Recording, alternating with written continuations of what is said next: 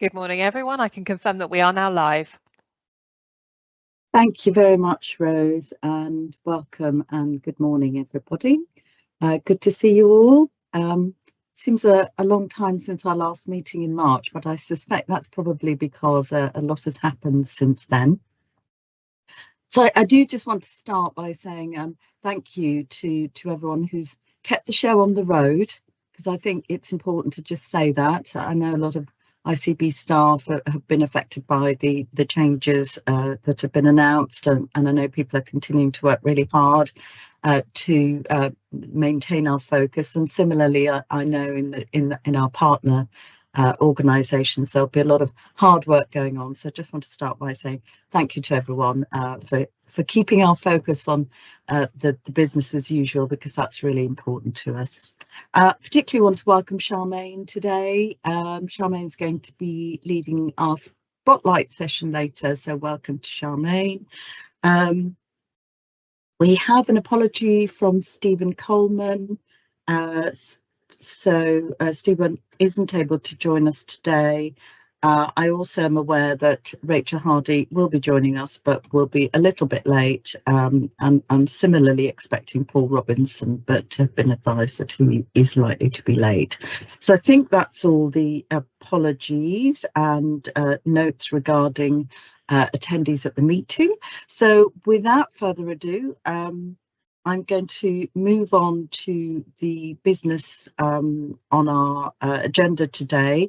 First of which, of course, is declarations of interest and choracy. I'm sure we are chorate because we've got a large number of attendees today. Hannah, I don't think we've got any open actions on the action log. Was there anything on the governance log that you wanted to highlight at all? No. Okay, thanks, Hannah. So we can note that no actions are outstanding, and the minutes of the previous meeting from the 19th of March are there for our approval. Can I take it colleagues are happy to support that they're accurate? Thank you. So we move on to the substantive items of business. First of all, as ever, we always like to properly open with a sort of view from our public and our patients. We haven't received any questions from members of the public on this occasion. As always, if anyone is watching us live, I do encourage people to ask any questions, particularly relating to items that are on our agenda, but of course we can try and address questions at any time. So moving on then, we have a patient story. And today our patient story is being related by Nigel Fraser, who's our primary care member. So Nigel, delighted to hand over to you. Thank you. Thank you, Krishni. So the story today is about Mrs. D, who's a 78-year-old lady who lives alone in Hereford. She was diagnosed with high blood pressure in 2005 and attended regularly for her annual reviews, and her blood pressure was satisfactorily controlled within the target area.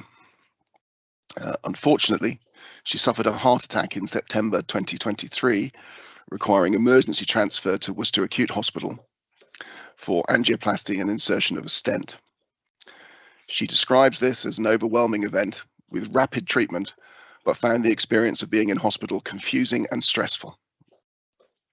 Post-operatively, she recovered well in hospital and was discharged home 2 days later with medication to decrease the chance of further heart attacks, including high-dose cholesterol-lowering medication, antiplatelet medication, and her blood pressure medication. 1 month later, she contacted her GP surgery by telephone and waited a few minutes for the call to be answered.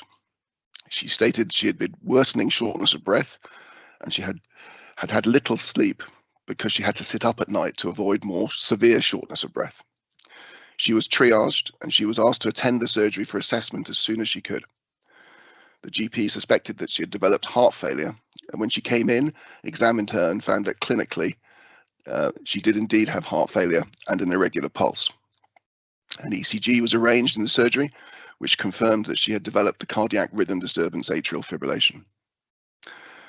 Mrs. D very much did not want to go back to hospital and felt stressed and upset.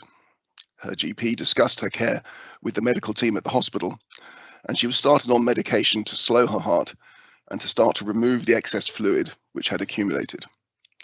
A follow-up was arranged in the same-day emergency care department of Hereford Hospital the next day. Her son came over from Cheltenham to support her overnight, and she was happy with the plan. The next day, she felt slightly better and managed some sleep in her own bed. An echocardiogram carried out in the same day emergency care department confirmed the clinical diagnosis of heart failure, and she was started on further medication to help.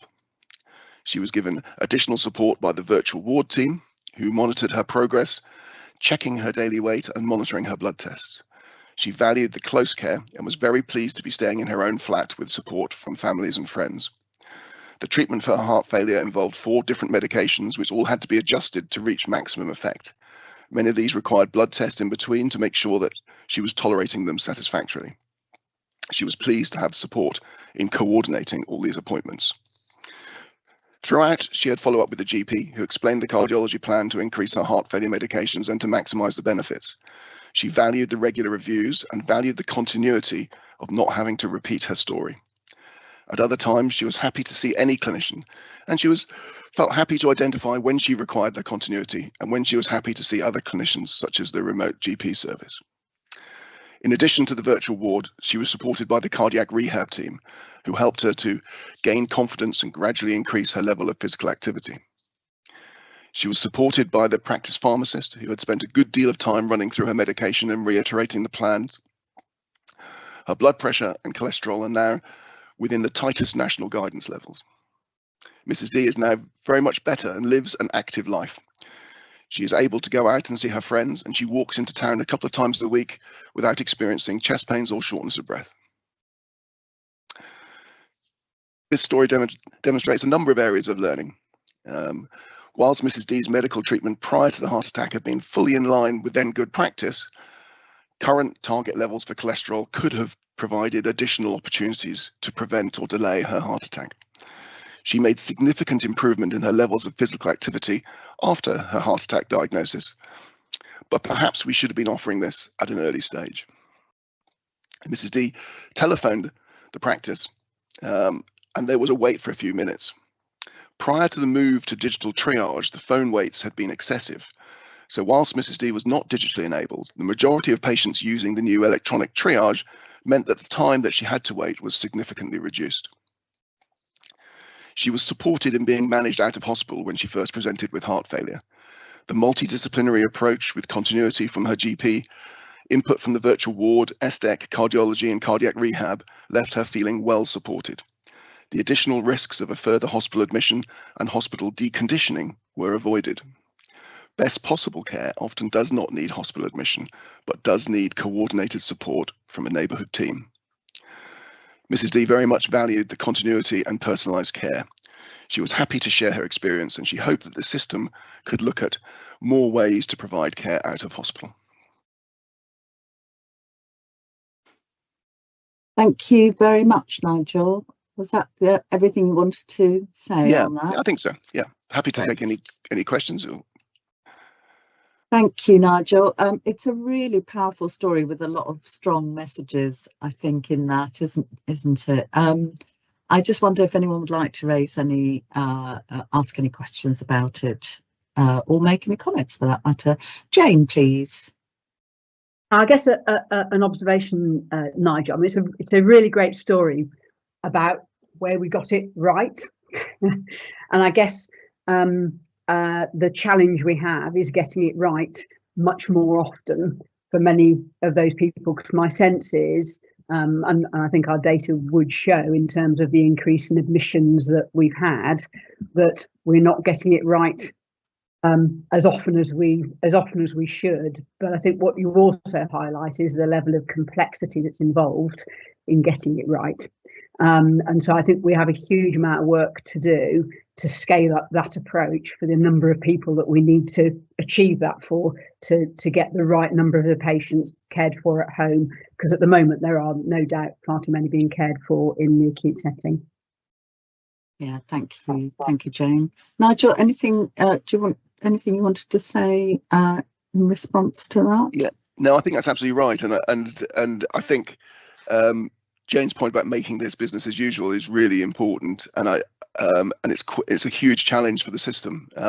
I think, you know, the alternative really would have been, unfortunately, a long wait, probably sat on a trolley in an A&E department, and the actual clinical care could well have been considerably worse because of the pressures that were being experienced. So I think, you know, it is not about just providing care in a different environment, it's providing better care in the correct environment. Mm. Certainly the most appropriate care, isn't it? And also the patient experience, it sounds, you know, would have been much better in terms of how she felt supported. Russell, please. Thank you, Krishni, and thanks for the patient story, Nigel, and the work that colleagues have put into delivering care. I'm really pleased with what Jane pointed out. It's that where we get it wrong, we need to focus on, you know, pat ourselves on the back for when we get it right, but really focus on where we're not getting it right. The other dimension I wanted to bring to it was, we do need to be careful, I think, as a system, as we develop more digital and more cutting edge type approaches like hospital at home and virtual wards, that for our, not even for our elderly, but as we all get older, we all get a little bit less cognitively able, you know, whether it's remembering passwords or, you know, how to use Sky Go and that type of thing, let alone on our health systems when we are under our maximum levels of stress. So I would just encourage us all to try and, as far as possible, focus on really being empathetic and understanding of what it's like if you're a frail elderly person in a situation where you're on your own, maximum stress. Even though your doctors are describing things to you, you're very likely to forget it. And we need to have really holistic solutions to helping our frail elderly through not just the physical recovery, but the emotional journey of being as ill as the patient was that Nigel described. Thank you very much, Russell. Sarah, please. Yeah, thanks. Russell, I'd just add on to what you've said, that whilst absolutely for the elderly, for any of us when we're at a time of a health crisis, then it's very hard to be on your top game, isn't it? So I think it's that holistic care for anyone who's in that point of sort of medical need.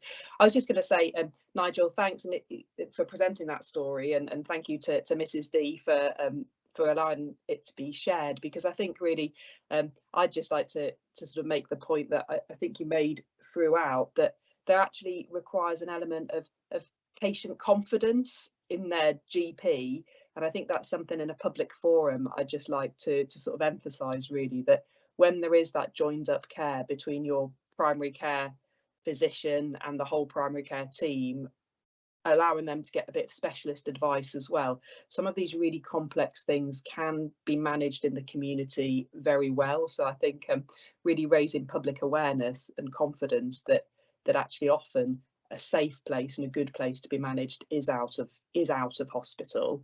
So so thank you to Mrs. D for sharing that, and I think if others can hopefully take that message on board, that would be really, really positive. Yeah, thank you very much, Sarah. I think really important points there. Mark, please. Thank you, Krishni. And Sarah has almost set me up for this question. But part of Mrs. D's story seemed to be very good liaison between the GP and the relevant acute trust consultants or physicians. And we know on occasions that isn't always the case. And on this case, it sounded like it was excellent, holistic clinical care all round. And I wondered if Nigel could just comment upon and I know there are other GPs on this call here, Sarah notably, but Will be here as well. If you could comment on how, and this is for public reassurance, how that works between the GP and the acute trust consultants to get that holistic approach to care, please. Thanks, Mark. Nigel? Yeah, thanks, Mark. No, that's very right, and I think it's really important. I think it's that two-way trust that between that the GP has made a reasonable assessment, and then the specialist understanding what the ask is and trying to put in solutions which work. And I think both sides are learning that, and I think we've probably got more to do. Sort of very traditionally, the roles would have been slightly different, perhaps, but I think now you get that sense of one team wrapping around the patient, I think is really critical, and you know, perhaps that's something we should be developing more of, and doing some joint training, because I think it's you're absolutely right, it's a key facet to this, to get that trust between professionals so that we feel like we're one team. I think that's such a strong point. I can see Russell wants to come in as well, but I think Bill Kirkup, actually, who did one of the safety investigations, kind of talks about the importance of professionals training together, learn together, and you work together better, I think, is a sort of philosophy that I've heard. But that sense that, you know, and I suppose, you know, that's why we're all in this room, isn't it? Because in the end, it's about all of our organisations and our people within it working as one set of partners around our patient, rather than all of us in our organisational silos with organisational barriers. And I think probably the word that really resonated with me in the story, Nigel, was, you know, you talked about it being personalised, that sense of really understanding what Mrs. D needed, and then trying to wrap around the best and most appropriate care, which hopefully is also the most efficient way of dealing with it, as well, because, you know, as we've said, admission wouldn't have been, you know, necessarily in her best interests, and actually hopefully what happened from that story is that she got the most appropriate care, and actually sort of in the best value care in the right setting, if I can use the phrase from our strategy, because that feels like an appropriate linkage to me. So let me just see, I think Vicky wanted to come in. Thank you, Krishni. Nigel, it was just so many of the good points that everybody else has brought out, just to reinforce that. But I guess it was just a question about patient education in this whole package of sort of multi-professional wrapping around the patient, but actually the patient being able to have some education that they could pick up on. You mentioned the cholesterol part in terms of understanding that might be a link, but also then with the heart failure, and actually her breathlessness and sitting at home, and that anxiety she must have felt sitting up in bed, is just actually, is there a role, and there may already be, Nigel, some educational part between all of the teams that can support somebody to phone perhaps earlier in the stage of heart failure rather than later on? Nigel, do you want to come in on that? Yeah, so I think there probably was quite a significant component. The heart failure nurses did get involved, so providing that level of education. But I think really multidisciplinary approach. So I think the practice pharmacists, for instance, they probably have longer than the GP does, and do spend a lot of time running through. They're clinical pharmacists. They're not just talking about the medication. They're talking about the conditions that are underlying, and the sort of holistic approach. And I think in this case as well, the cardiac rehab team, who tend to sort of demedicalize things, but actually support people as a whole, I think a really useful team to have been involved. So I think there was probably quite a lot of education, but you're quite right. We need to be absolutely sure that people are understanding what's happening around them, and that they're involved at every opportunity. Thank you, Nigel. Yeah, and also encouraging, you know, Mrs. D, I think, as Jane has mentioned in the chat, that Mrs. D preferred, I think she almost expressed a preference to stay at home and not be readmitted to hospital, and we need to encourage, you know, help make sure that our patients understand when hospital is the most appropriate and when it might not be, and I think that's part of the conversation, isn't it? Russell, final comment? No, it's okay, Krishni. I'm conscious of time. I'm happy to go back to the agenda. Great. Thank you very much, everybody. Thank you, Nigel, for sharing the story. I think I'm sure we'll pick up some more of the themes from this through the agenda today, as we always do, and certainly can revisit any aspects that people felt they'd like to explore a little bit more as part of our spotlight session that is coming up after the Simon's report. So thanks very much for the story, and really appreciated the insights that provided. Simon Trickett, Chief Executive, over to you for your report. Good morning, everybody. Good patient story. I think that sets a good tone for some of the rest of the conversation. So hopefully our people have had a chance to read the report. Just to draw out a few things, as Krishni mentioned at the start of the meeting, quite a busy couple of months since the last board meeting, with a lot of reform and change and transformation on the agenda. Really grateful for everybody's support with that, because that has required and will continue to require quite a lot of thinking as to how we can adapt the operating model of the ICB, both to deliver a slightly different role, because there's a new vision as to what the government and what NHS England and the Department of Health and Social Care want from ICBs, and secondly, to live within a reduced running cost envelope. So we described, I think, at the last board meeting, we have a bit more detail now around we have a much reduced amount of money that we'll be able to spend on running the operations of the ICB and delivering our statutory functions, things like continuing healthcare that we do spend time talking about. So more of that detail is available. We had a board briefing session last week, didn't we? Thank you for people's comments and input there. As we described then, the most sensible option seems to be that we look to cluster our management arrangements across a wider area. So our proposal that we have to submit by the end of this month, which is a national process, will be to submit that proposal for clustered management arrangements with Coventry and Warwickshire ICB, where we'd have a single team of people, a single set of managers delivering functions across both of those areas. The proposal that we're going to put forward won't include a merger. This is about alignment and clustering and sharing, really, where we've got two teams of people delivering a function. Well, we'll have one team of people who'll deliver that function across a wider area, and that will be by far the main strand of our strategy to get the money. We will have to submit that plan next week, and as we discussed last week, we'll share that with board, and that will be the start of a process and probably a more detailed conversation then with NHS England through June around implementation, and that's when we might start to see some of the changes take place. But grateful for people's support, lots and lots of work going into this, but as Krishni said at the start, really important that we keep our eye on the ball, keep the right focus on delivery, particularly delivery of our financial and operational plans that we've submitted, both as the ICB but also across the wider system. So we're trying to balance the change agenda with delivery of the here and now as well. And I think that's really important to make clear to the board.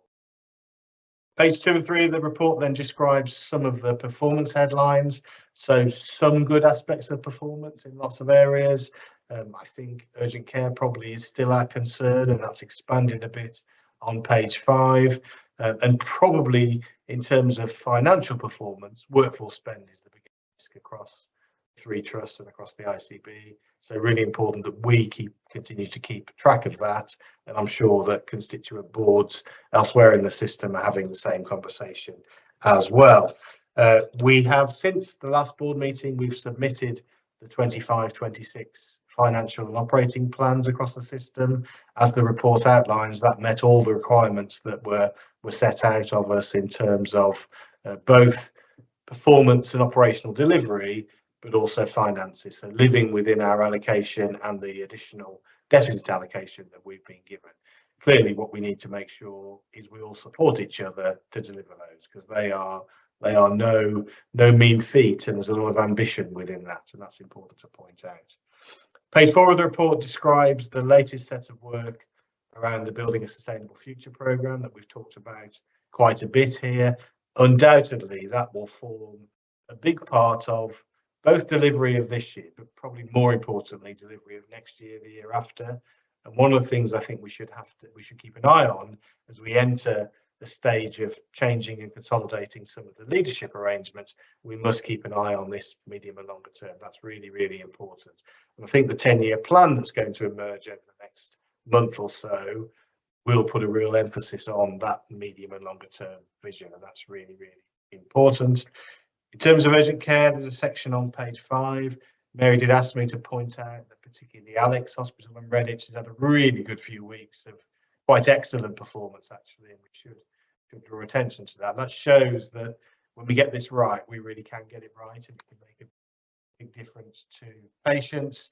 Then just 2 things to finish off in terms of detail. You see on page 7, I have signed the Universal Family Care Leavers Commons, which basically just describes a process where we will proactively encourage care leavers to apply for roles within the health system. It's something we're all doing together and something that can make a big difference to people.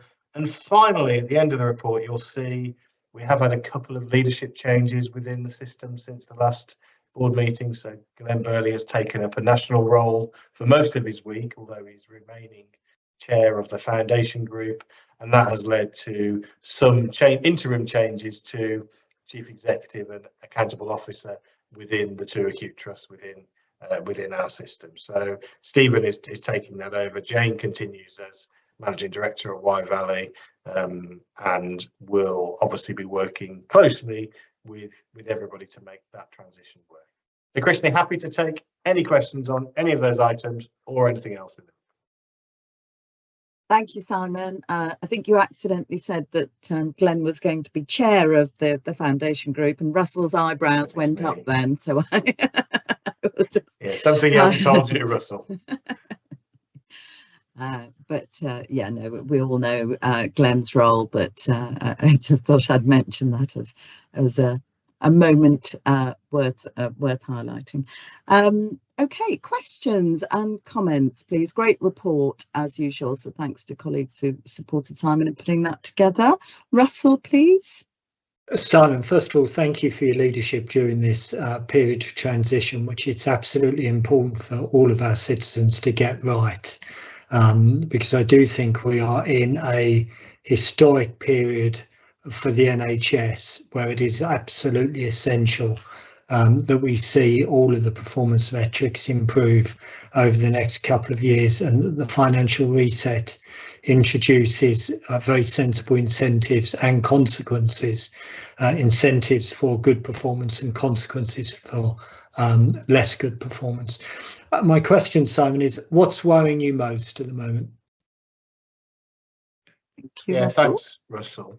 I mean, I think my biggest concern would definitely be just making sure we retain the right balance between thinking about the future and financial reset and consolidation, but also making sure we don't take our eye off the day job. That's been my message to staff since the middle of March that all this emerged. Yeah, this is all really, really important. And yes, we want to embrace the changes and the opportunities that will bring, but we cannot do that at the expense of the day job, of delivery, of performance, of quality, of financial plan performance. That balance is a critical one to strike strategically. Definitely, that's number one on my list. We must also continue to work together as a system.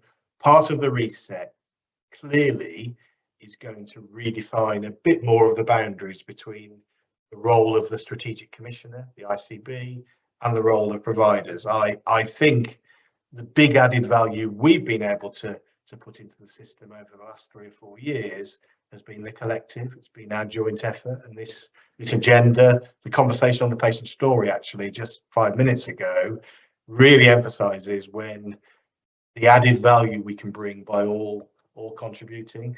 And whilst we're resetting, we mustn't lose that collective as well. That's probably the secondary bit that I'm really concerned to keep our collective endeavour and collective team approach, because it really works in Herefordshire and Worcestershire, and it's made a big difference. So keeping an eye on the day job and just making sure we don't lose that collective.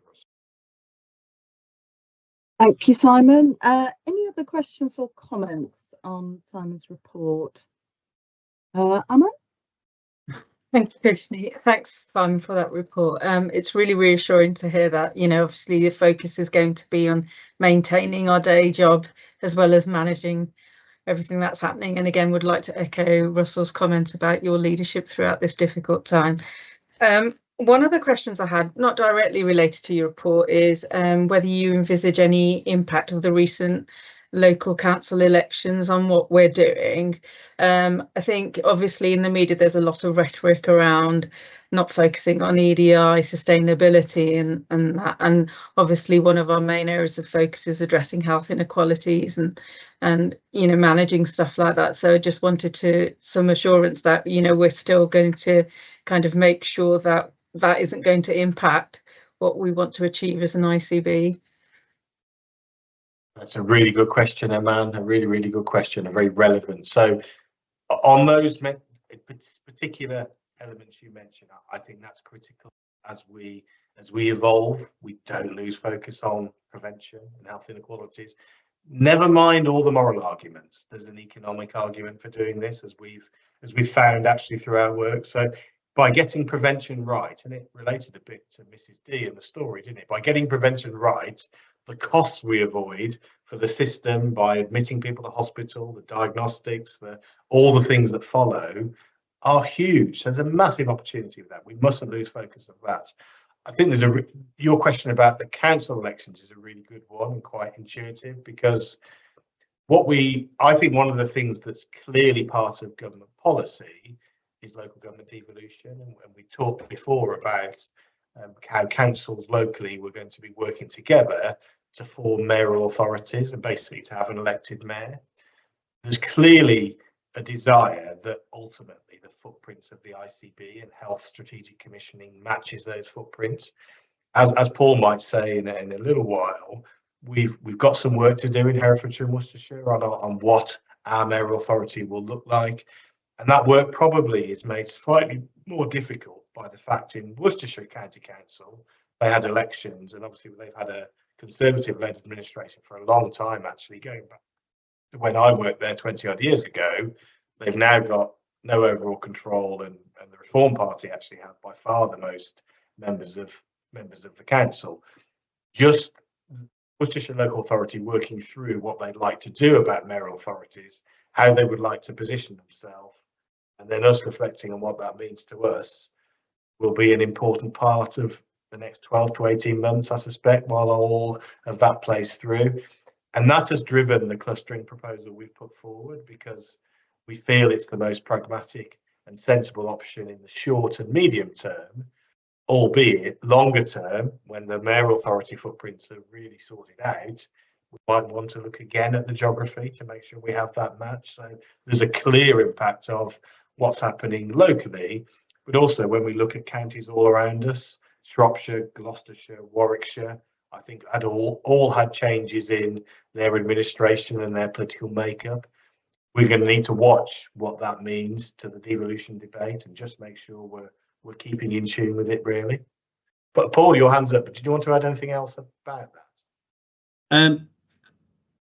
Yes, if I may, and I think it's good and sensible to take that kind of wider strategic perspective in terms of the system and SMAs, because I suppose the reality is kind of the ICB groupings timescale is running ahead of strategic mayoral authorities, and to be fair, Simon and I have talked this through many times, and there's got to be the opportunity for those to come together in the longer term, whatever coming together looks like and what that means.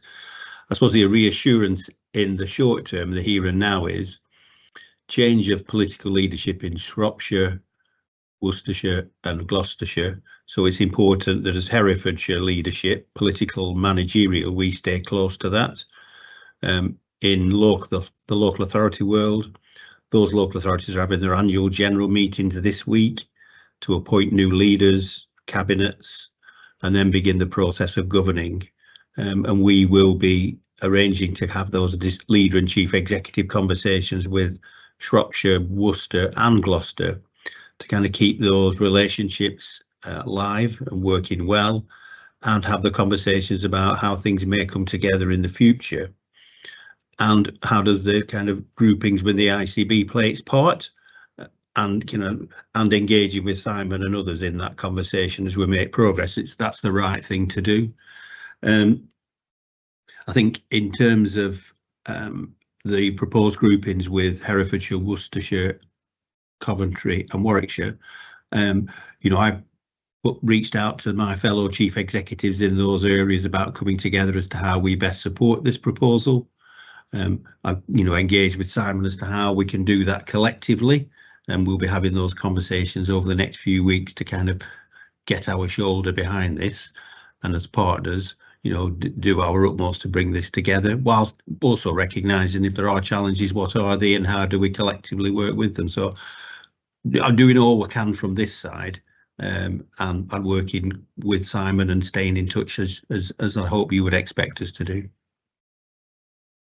Paul, thank you very much, and really helpful perspective for you to share with us. And I think you captured absolutely the essence of, it is about making sure we keep close to each other as partners. I think Simon alluded to that at the beginning when we were talking about what matters in all of this change. We formed a collective, we work very well together. We need to keep that going and make sure that we keep close to the changes, and then we can adjust and fine tune as we need to. So really appreciate that. Simon, a couple of quick questions, I suppose, or comments from me. First sort of observation, really good to see the high intensity users section in the report. I think that's a good example of sort of, benefits to patients, but also cost avoidance through that example. I do remember that commissioning agreement with our voluntary sector partner a while ago when I first started. So I remember sort of feeling quite excited by that when I attended Worcester Exec, I think, committee, which agreed that or supported that at the time. So it's good to see that. And good to understand that might be rolled out or sort of more consistently, I think you were suggesting, over the Herefordshire and Worcestershire. Also, just really wanted to welcome the Care Leavers Covenant. I do think that highlights the work there. That's a good example. I know a small example, but a really good example of the role that we all need to play in adding social and economic value to our system, and supporting local people into employment, particularly care leavers. I think is a really good way of demonstrating that. One question from me, Simon, and that was just relating to the new performance and assessment framework, which I think is currently open for consultation until the end of May.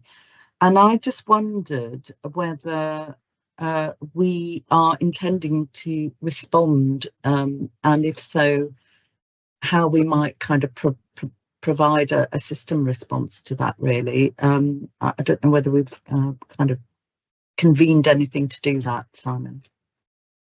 Yeah, good question. And it's a little bit fluid, because my understanding is the framework that is out for consultation actually it's already been decided that a proportion of it will change. So I was a bit confused to see it come out in its current form, because Glenn, for instance, had told me the metrics would be reduced by more than 50%, from 80 odd down to 30 odd, but the consultation relates to the 80 plus indicators. So I think we still have a way to go on this.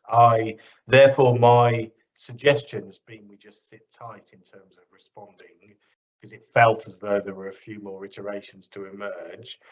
But I would just encourage system partners, if they have got any comments about any of the specifics, if they'd like to send them to me or David, we'll happily collate that into a system response. And it may be that a system response might carry more weight. But as a headline, I think it's got a few more evolutions to make before it became closer to the final product.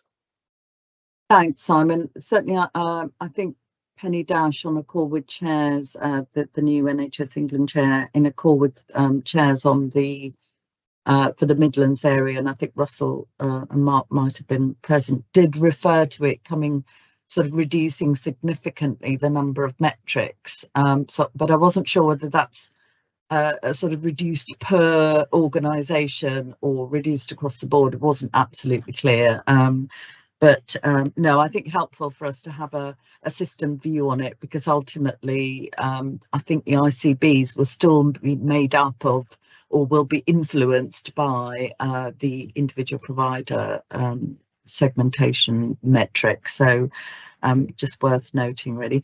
Excellent. Well, thank you, Simon. I should just point out the recommendations in the report do highlight that there is a refreshed joint forward plan associated with the report.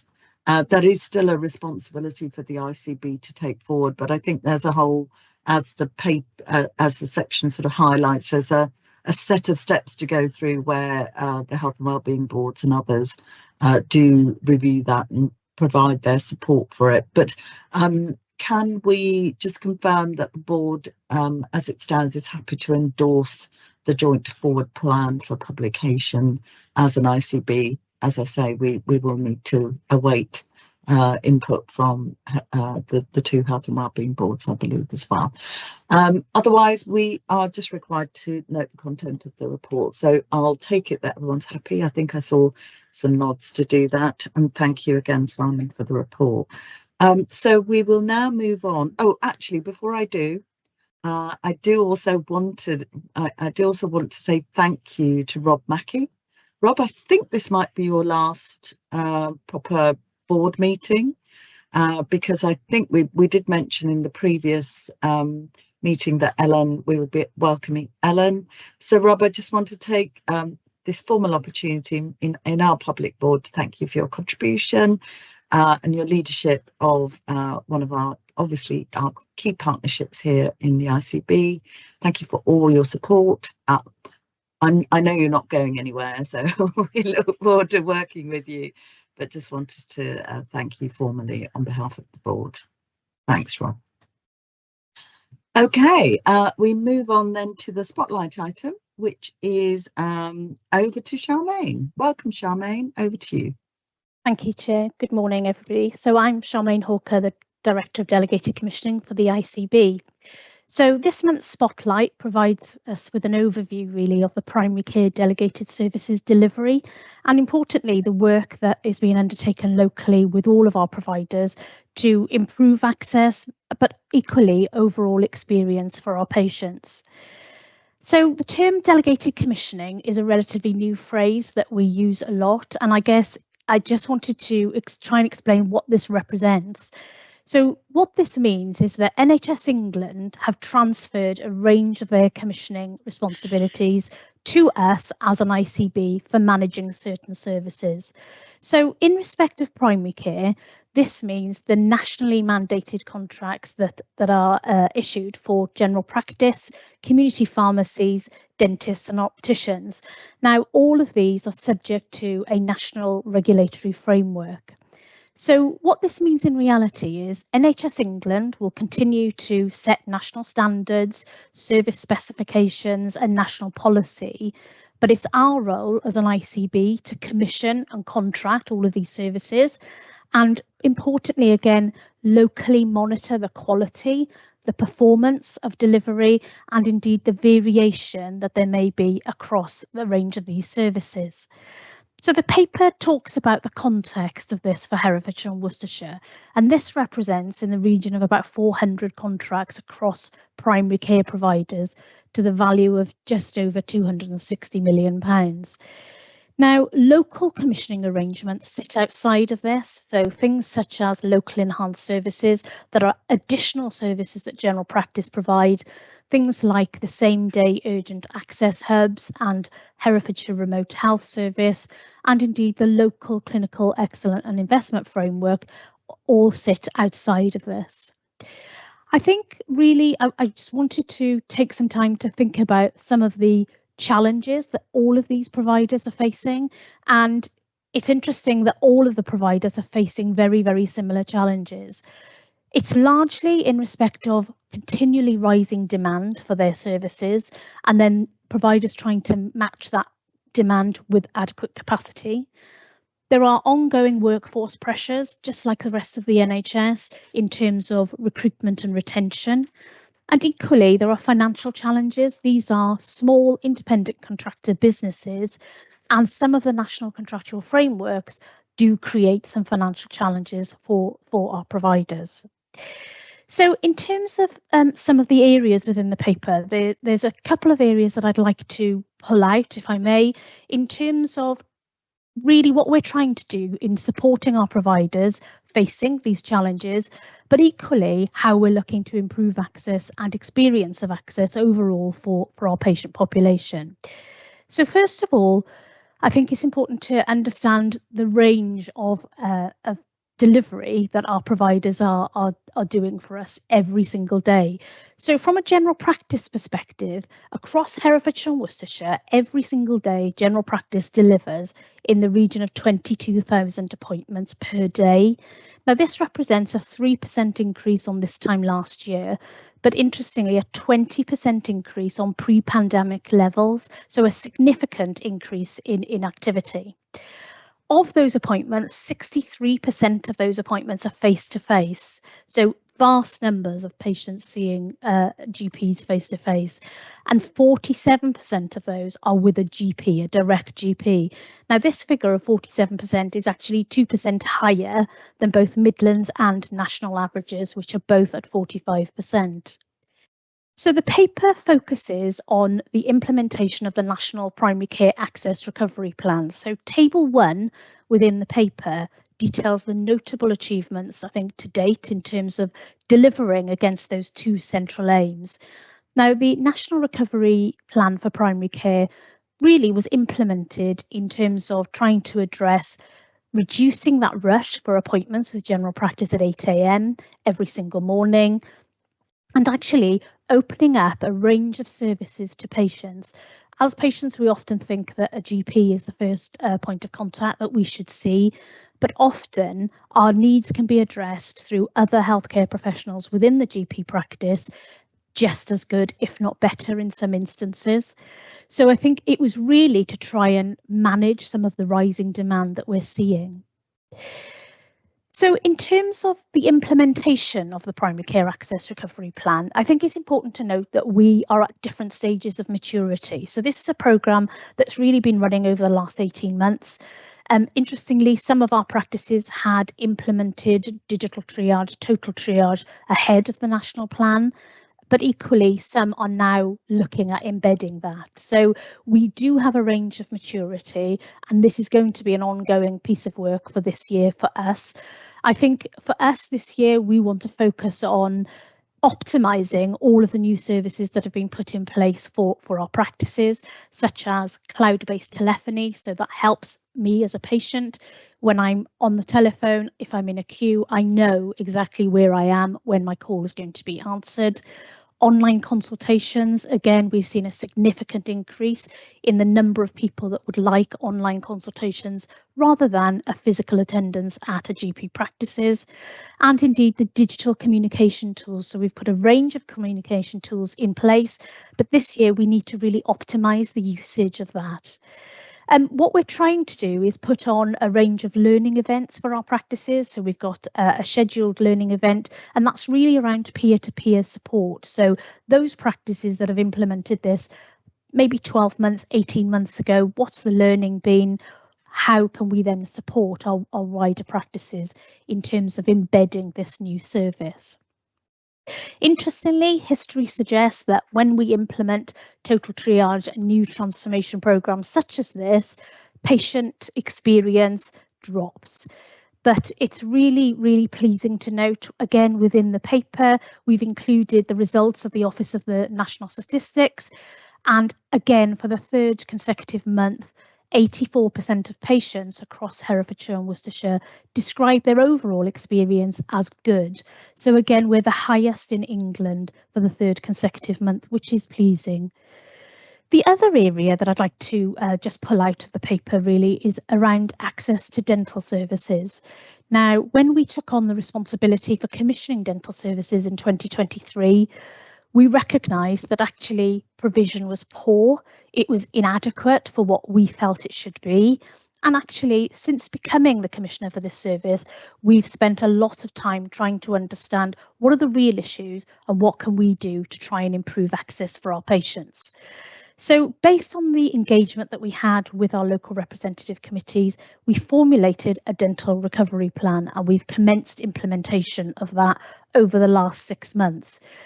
I think a really critical part of that dental recovery plan was working with our consultant in dental public health, and that was to undertake a dental services equity audit. Now, this really helped us in terms of formulating our strategic commissioning intentions and to prioritise the funding for the most deprived percentage of our population, so those that are living in high deprivation areas. So there's a real focus on investing in those particular areas. Again, just to note from the plan, I think some of the key achievements in the last 6 months, we implemented in October of last year a dental training school, and that was set up for a 2-year period, and over that period we wanted to onboard up to 12 overseas graduates. We have already onboarded 10 graduates to date, so a really positive outcome in just the first 6 months.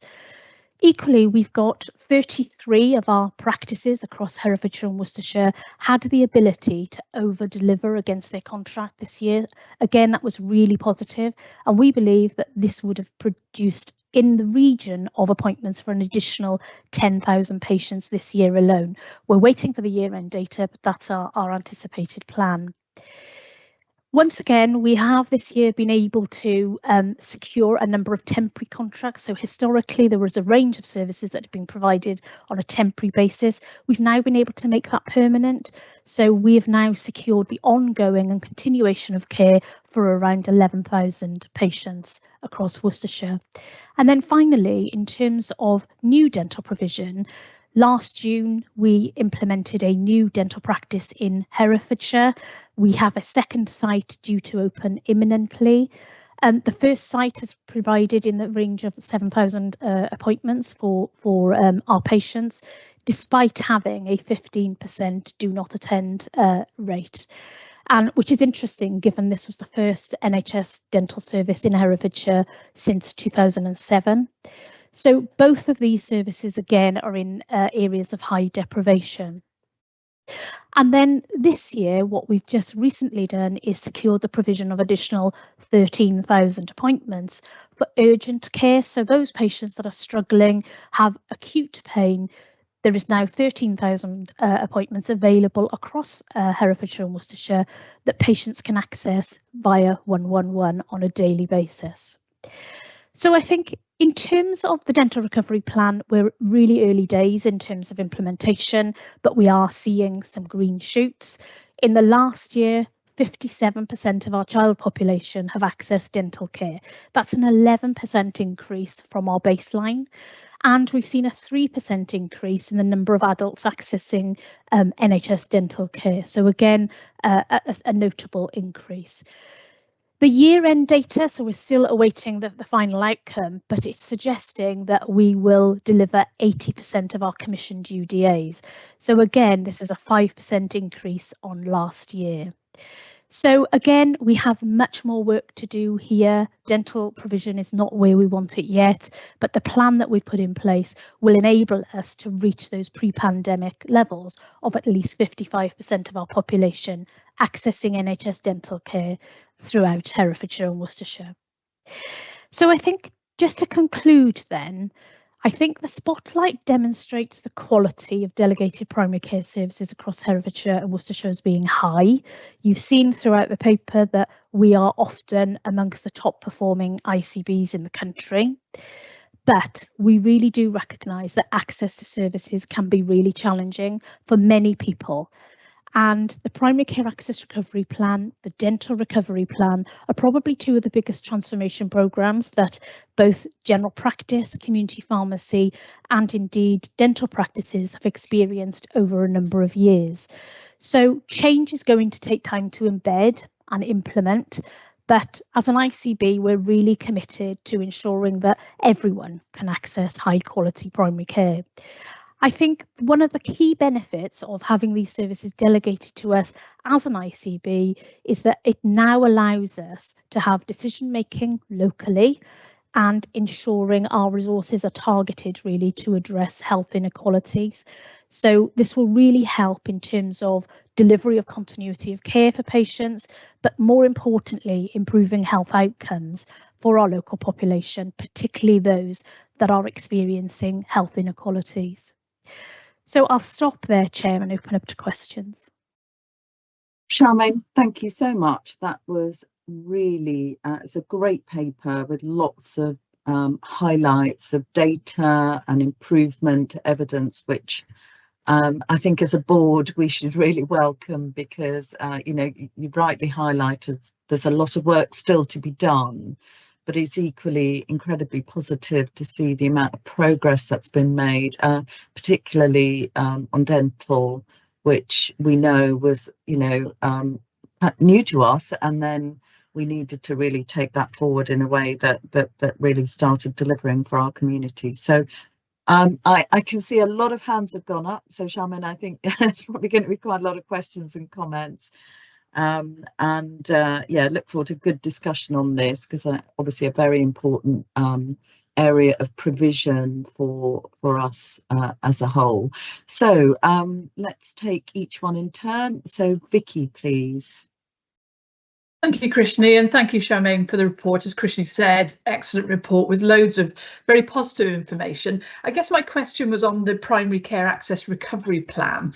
And in terms of all of those initiatives, you can see the 100% uptake on those, but the one in terms of the NHS app, I didn't know where that left us in comparison with, because that's 58% of the population are on the NHS app.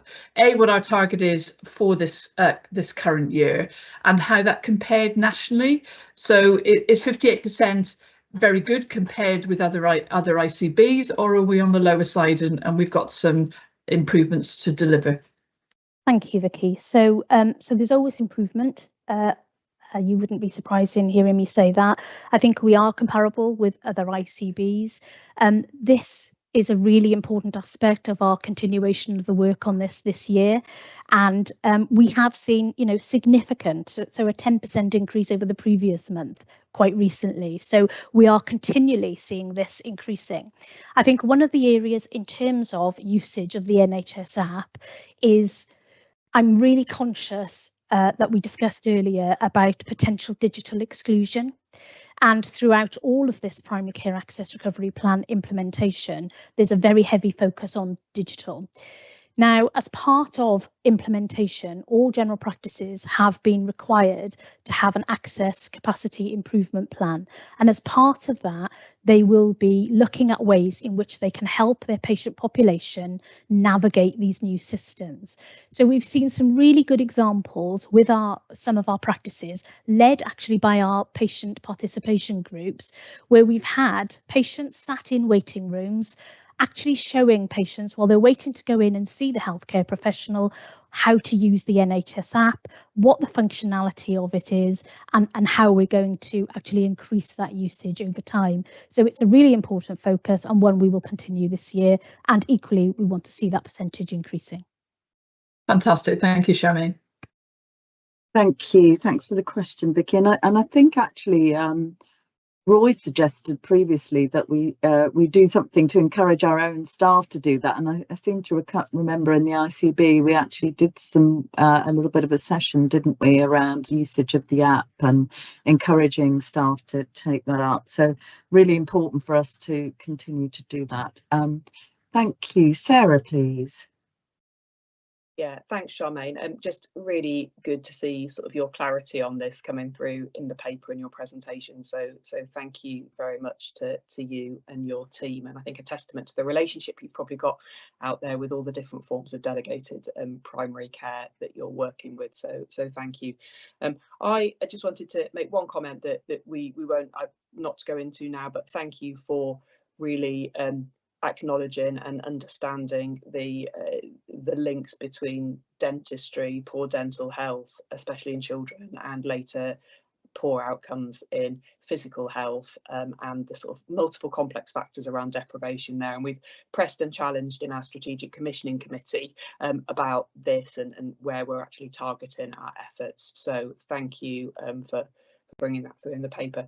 My question was just going to be about and you alluded to it actually in your last answer, about patient voice and patient engagement. So with our national surveys, are you confident that what we're hearing presented today and what we're seeing sort of triangulates with some of the wider patient experience that's going on in the system?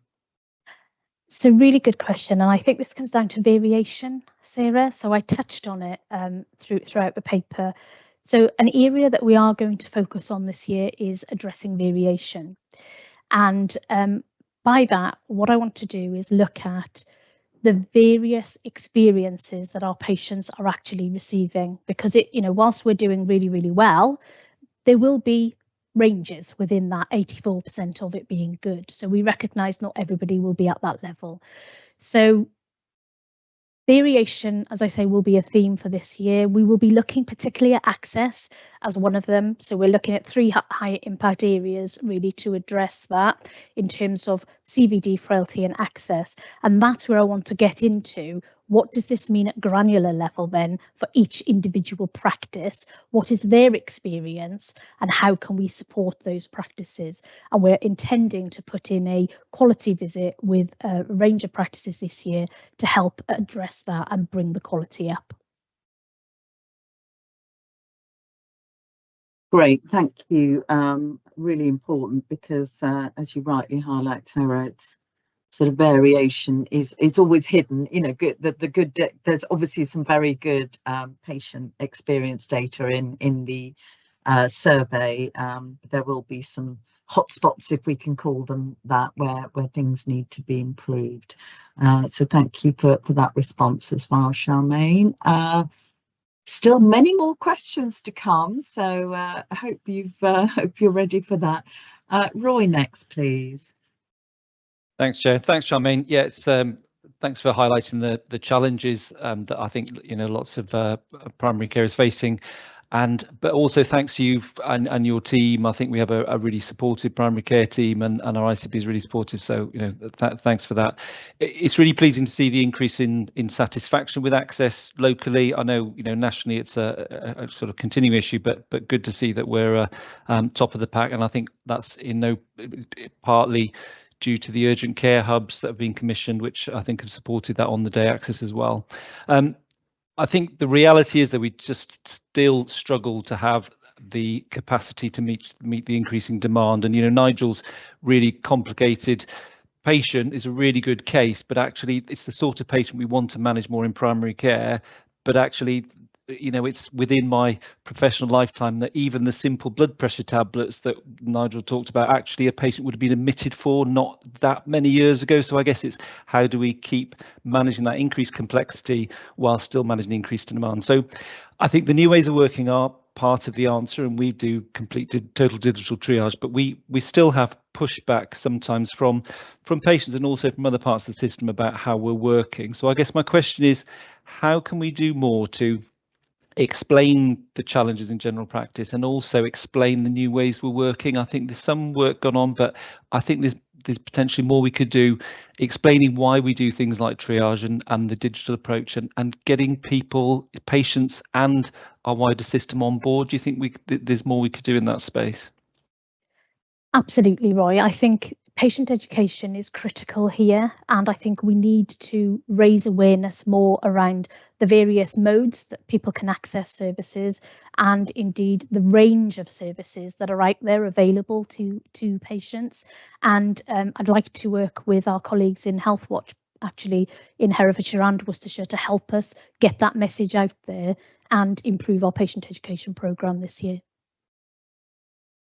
Thanks.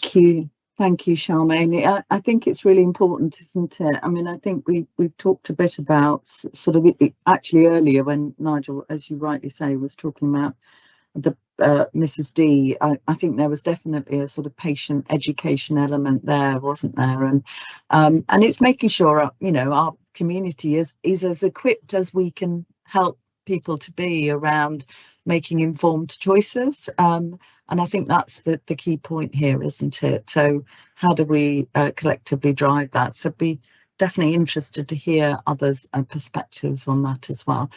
David, please. Thanks, Krishni, and thanks, Charmaine. I think it's such good news what you've been saying, and let's echo other people's comments about that and about the working together across the system.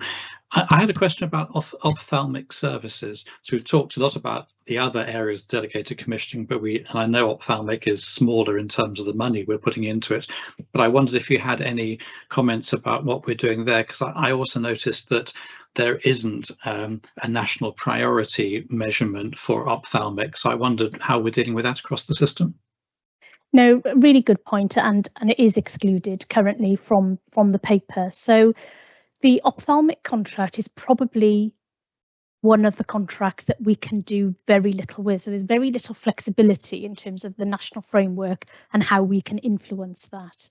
However, we are working with our local ophthalmic committees. So over the since we became the delegated commissioner, we've really upped the engagement with the profession to again try and understand what is it like in the reality of delivering these services.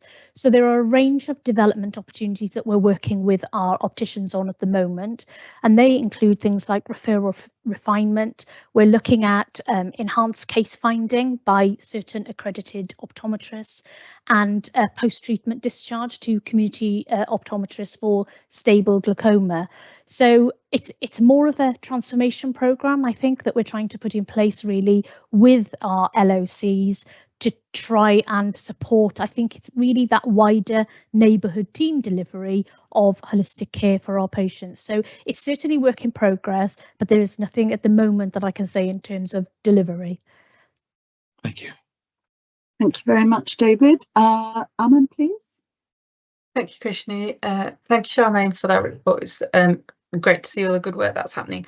I had a question. It was on the, I think it's Appendix 7, yeah. It's the priorities for 25-26. So it's mentioned that Redditch, Kidderminster and Ross and Y areas of focus in terms of, I think that's come from the Dental Services Equity Audit. And then there's another bit about strengthening relationships within those areas. So I just wanted to understand whether that was a capacity issue, whether people aren't accessing the services as well. So just wanted a bit more of an understanding as to what's going on in those areas, because I think that's an area where there's deprivation as well, isn't there? Very much so, Aman. So this year we will be commissioning an additional 38,000 units of dental activity across those 3 areas. And the 3 areas have been chosen because of their high deprivation needs. Now, we're going to try something a little different in these areas because access is an issue. And sometimes even when you put access on, it doesn't necessarily mean people will attend. So we're looking at how we can implement this contract through a dental services equality premium.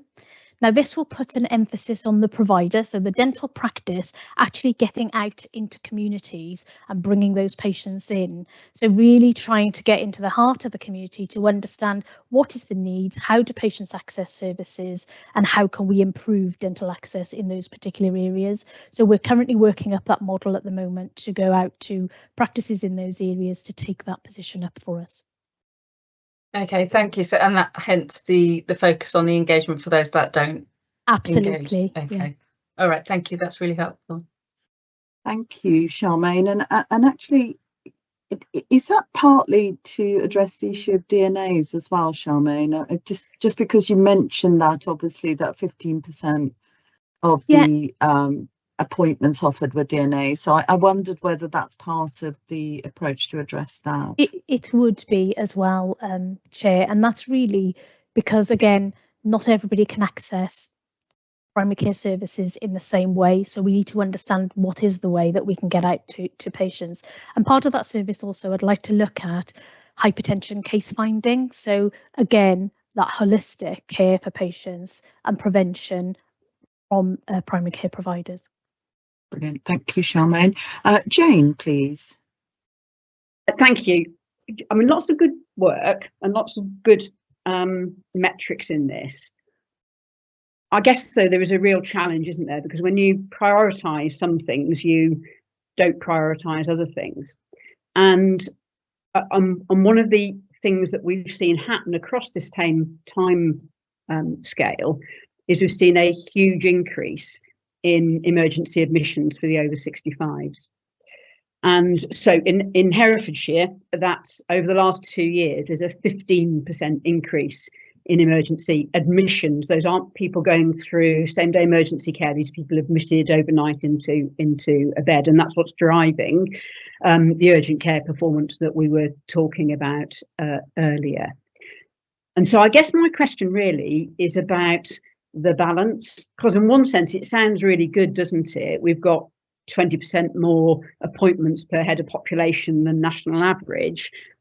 But actually, if we're seeing a lot of people with low-level needs, and we're not concentrating as much on people that have high-level, long-term care coordination, continuity, all of those things that relate back to that story that Nigel said at the beginning, then if we're not focusing on those as much, then are we doing the wrong things really well rather than the right things well? I think this is enormously complicated, but I think there is another side to this story which on face value looks incredibly positive, but on the other side we are overwhelmed with demand for emergency admissions, and we know that numbers of those patients could be in the category that Nigel talked about at the beginning, and we could be working in a different way. And so incentivising the care of those patients feels to me to be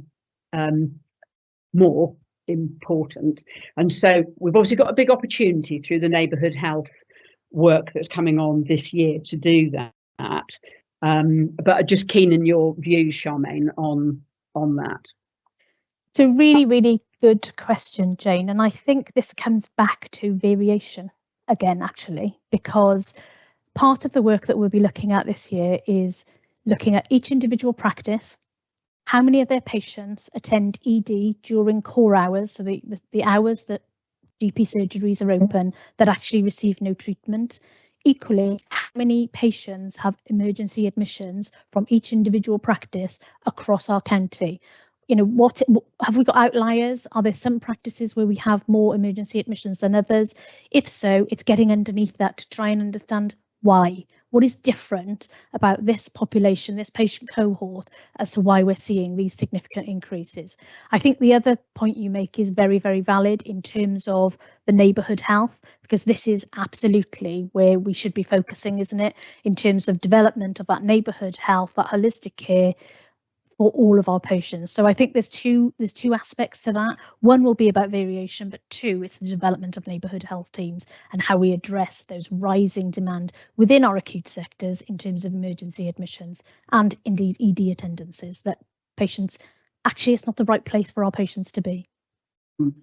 Thank you. Thanks, Charmaine. I'd like to bring Mary in, because I was going to link what Jane said to the, didn't we do some ED audits, Mary? And I wondered whether because I seem to recall in conversation with you that you highlighted there were other issues as well, like care homes, that perhaps some people were coming due to sort of need for support in care homes rather than GP practices. So I'll bring you in on that, Mary, if I may.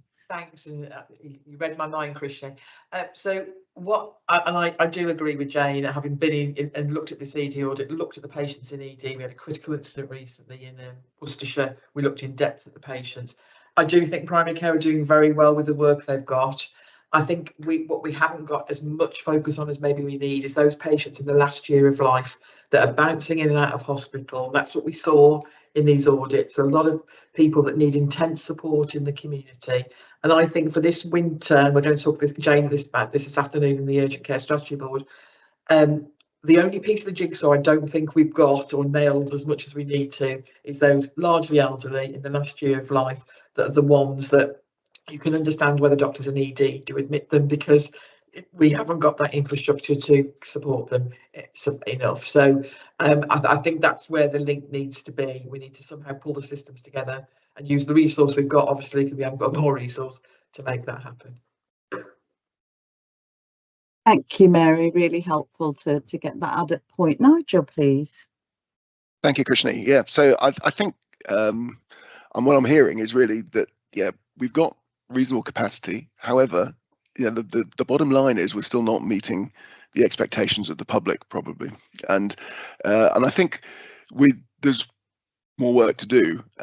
So I've got probably 2 points to make, and I think the first one is around, and I think it's been touched on, is around the use of digital enablers to actually make what we've got work better. So you know, I'm very pleased that we've been piloting some of the AI technology around ambient listening and call and recall software, but actually moving that on and making that move from pilot to actually implementation is going to be really key, because that will create capacity within our administration systems in primary care, and will enable us to move forward with segmentation and then targeting services on those who really need them, which I think was some of the points that have come out earlier. So I think there is a big piece about digital enabling, which we need to really push. We need to be leading on this, because actually, if we can do our segmentation, do our risk stratification, identify those who need our clinicians working at the top of their license to be focused on them, then that's going to be really important to our system. And my second point was around system ownership of GP capacity. So whilst a lot of this is owned within general practice, I think you know, some of the important work that we're doing with the interface work with the acutes is very important, because actually, if you're filling general practice up with low-level admin, then actually you can't be practicing at the top of your license. So and I guess that works for the acutes. It works with local authority as far as social care and housing, etc. They all impact on to the day-to-day workload of GPs, and actually there's a bit of a challenge to partners to actually, are we doing as much as we can to keep that unnecessary stuff out of general practice so we can focus on the stuff that we really need to be focusing on. Yeah, thank you, Nigel. It's sort of maximising every single part of our system, isn't it, to do the thing that it's best able to do, and that applies to our acute settings as well as it does to primary care. Charmaine may want to come back in just for any final comments, but did I see Will or Roy with hands up and hands went down, or I just want to double check anybody else wants to come in? It kind of came up anyway, but I just, the reason I put my hand up was really to emphasise that it's a component, isn't it, of the wider strategic point that everyone's making, that we have what Charmaine's given us here is a assurance and evidence that we have a really strong delegated commissioning service in the community, and this forms the rump of a lot of our community services. What we need to do now is just make sure that that really strong component is developed as part of that whole neighbourhood things, working really, really well with the Health and Care Trust and Rye Valley and their community services to form what Nigel very eloquently demonstrated at the outset of this meeting. And I think that's then really sets the tone for how we go forward with our strategic thinking to reduce all those emergency admissions. But again, yeah, that becomes the job of us as a whole. Yeah, absolutely. Thank you. And such an important connection sort of to the future, really, which, you know, the conversation about our role as strategic commissioners, working together, as we've said right at the beginning, to continue to solve our kind of challenges together as partners, but also building neighbourhood health capability, really, which and strengthening that. Charmaine, any final? Oh, actually, before I bring you back in, I did have one point that I was going to make myself. I waited to see if everyone else was commented, and a lot of really good points have been made and explored, which is really helpful. Obviously, one aspect of our plan was to bring international recruits in, Charmaine, I think around the dental recovery plan. And I think you mentioned something about 10 graduates. I was just conscious, there's a lot of, I think probably a lot of providers now have had experience of, you know, bringing on board international recruits of all, for different types of roles. And I think that experience suggests there's a very strong onboarding process isn't it required really to support people to settle into a new area, you know, a new culture that they might not be familiar with. And I wondered to what extent, Katie might want to come in on this as well, to what extent we've kind of thought about that in our role, because I think there's always a risk that if we don't do that adequately, we invest a lot of time in bringing people in who then aren't able to adapt, or, you know, find it more difficult to settle in or take longer to settle in. So how do we really help our international recruits of any in any role really get settled in as quickly as possible? So is that something, Charmaine, we've given some thought to? Yes, so from the dental perspective, so the implementation of the dental school locally, the real reason behind that was because we were finding that when we were getting international recruits, they didn't stay because they felt isolated in the communities in which they worked. So the school is really about building a community of practice. It's providing support networks, social environments, and housing, actually, for all of these international graduates to work in our area.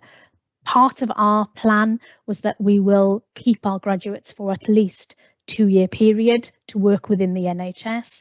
I mean, we're barely 6 months into this programme. There will be a review midpoint. It's a 2-year programme because we need to understand the lessons learned here. You know, what have been the good things for them, what have been the negative, and how can we then implement some of that wider. But I'm sure Katie will want to come in from a wider workforce perspective. Thank you, Charmaine. Katie? Thank you. Yeah, I mean, that answers the specific question, but we have got quite a lot of work underway, both with the university and through our medical and now dental faculty, which Will chairs, where we're looking at what we need to do to support people, what other development we need to put in place for them, the different roles that sit within the dental world, and making sure that we've got good career pathways for people to work their way through those. So all of that great support is behind the scenes there with Charmaine, and we're learning from the pastoral care that Trustable put in place, because they've done a huge amount of that over the last few years as they've gone through international recruitment. So that all kind of is part of the ecosystem that sits behind this and then supports Charmaine through a dedicated workforce planner. Great, thank you very much, Katie.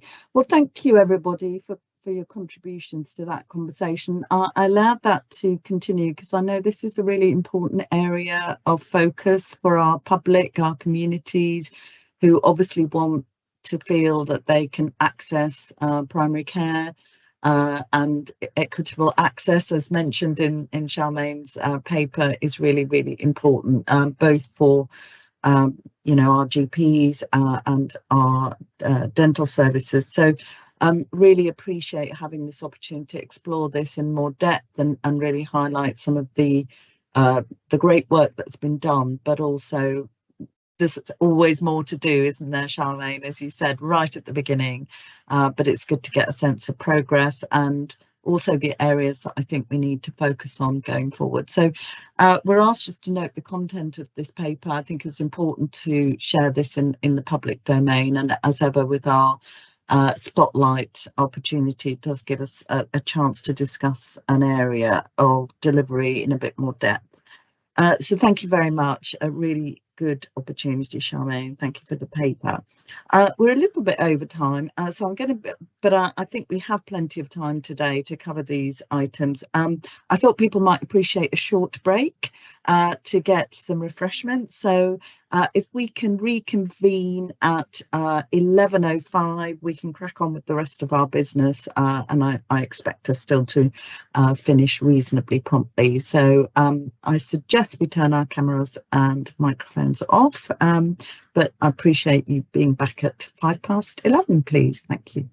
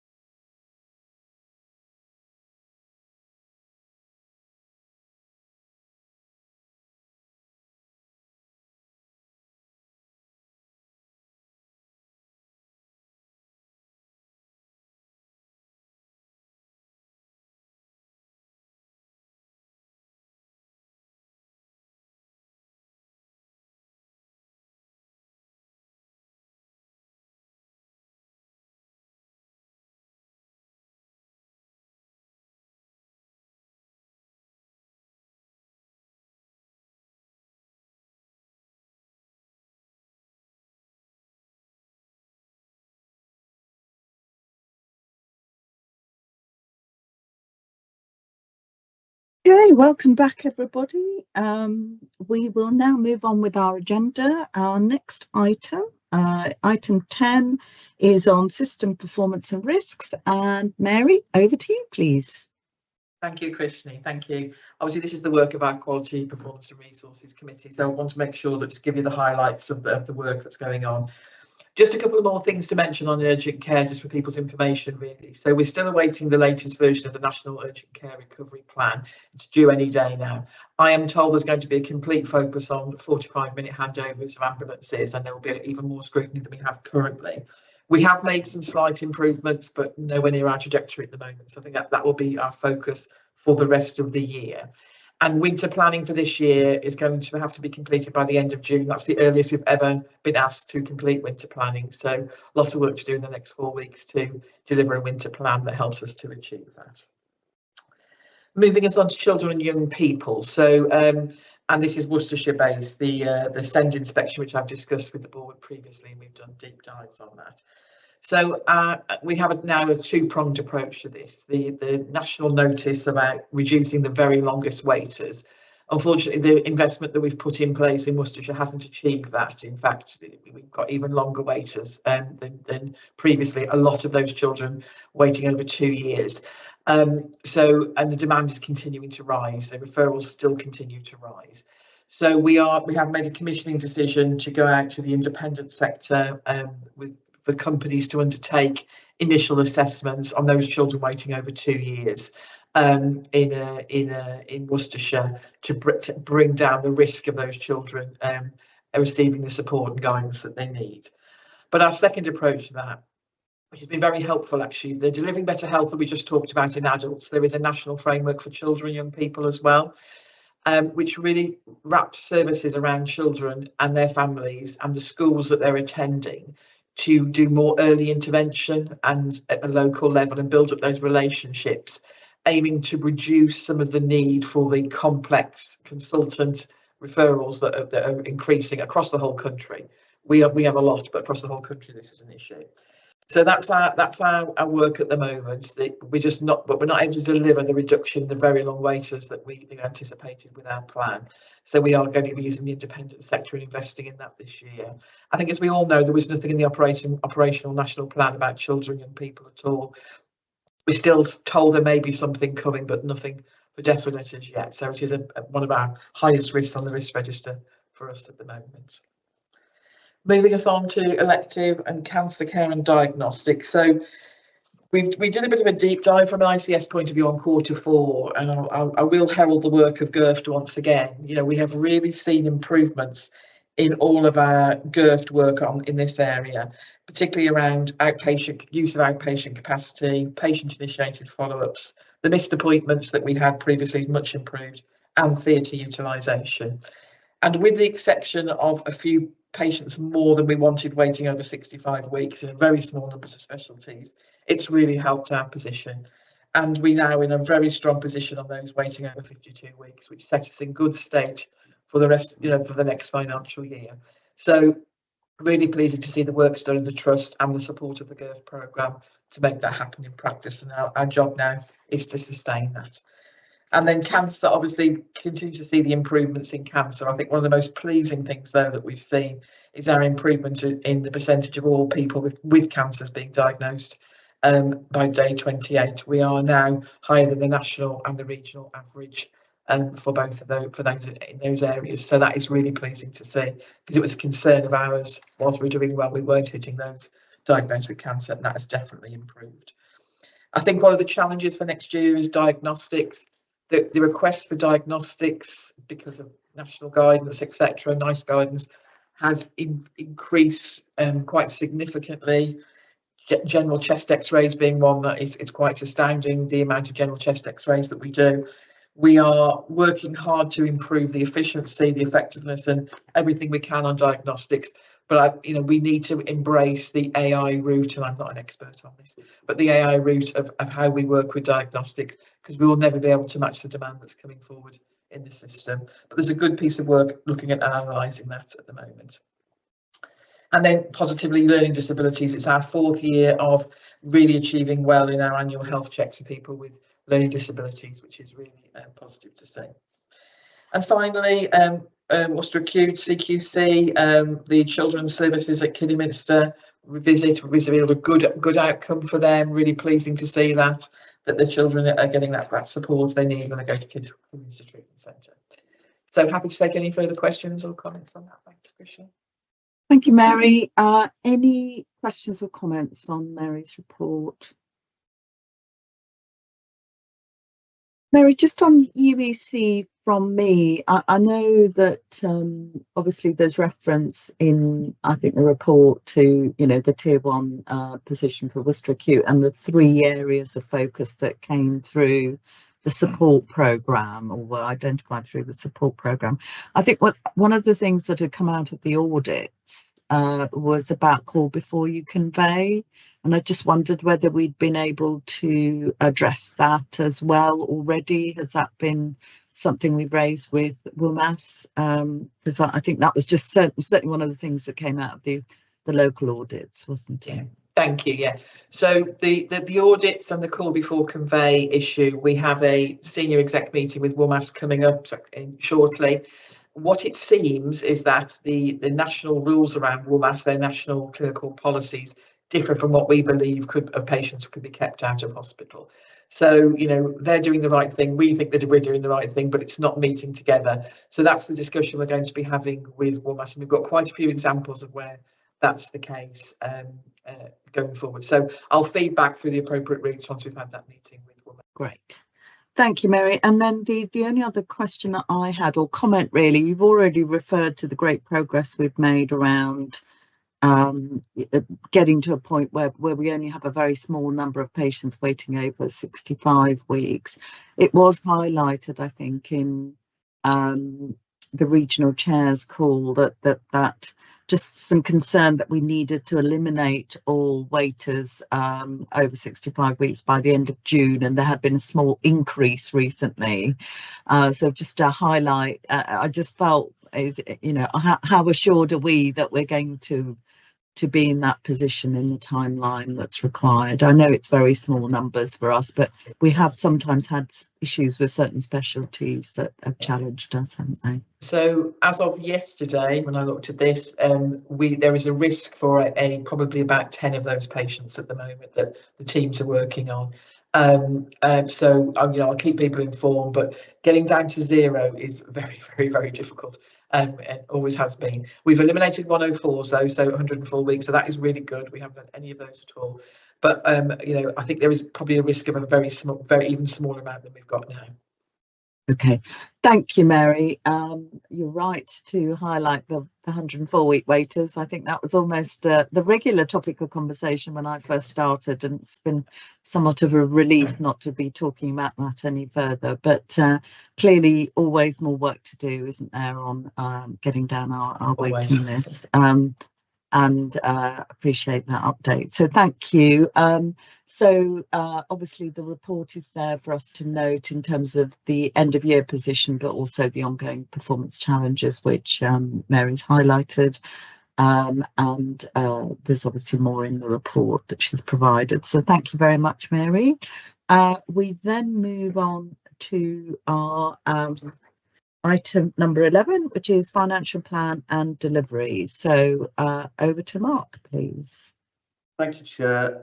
Good morning, all. So there's 2 parts to the paper today, Chair. First part I just wanted to pick up on was the 24-25 outturn and where the ICB and system partners finished the year, which, as we know, is still subject to external audit at the moment. And then also on the financial plan that was submitted to NHS England for 25-26, which I know has been virtually signed off and we picked up as part of the board development session, but just to pull out some of the key areas and where we see some of the risks as we start the new financial year. So if I start then with 24-25, so financial position then as at the end of March, factoring in all the deficit support that was received from NHS England, which was £80 million, and some of the other support that was locally identified in supporting the trust positions.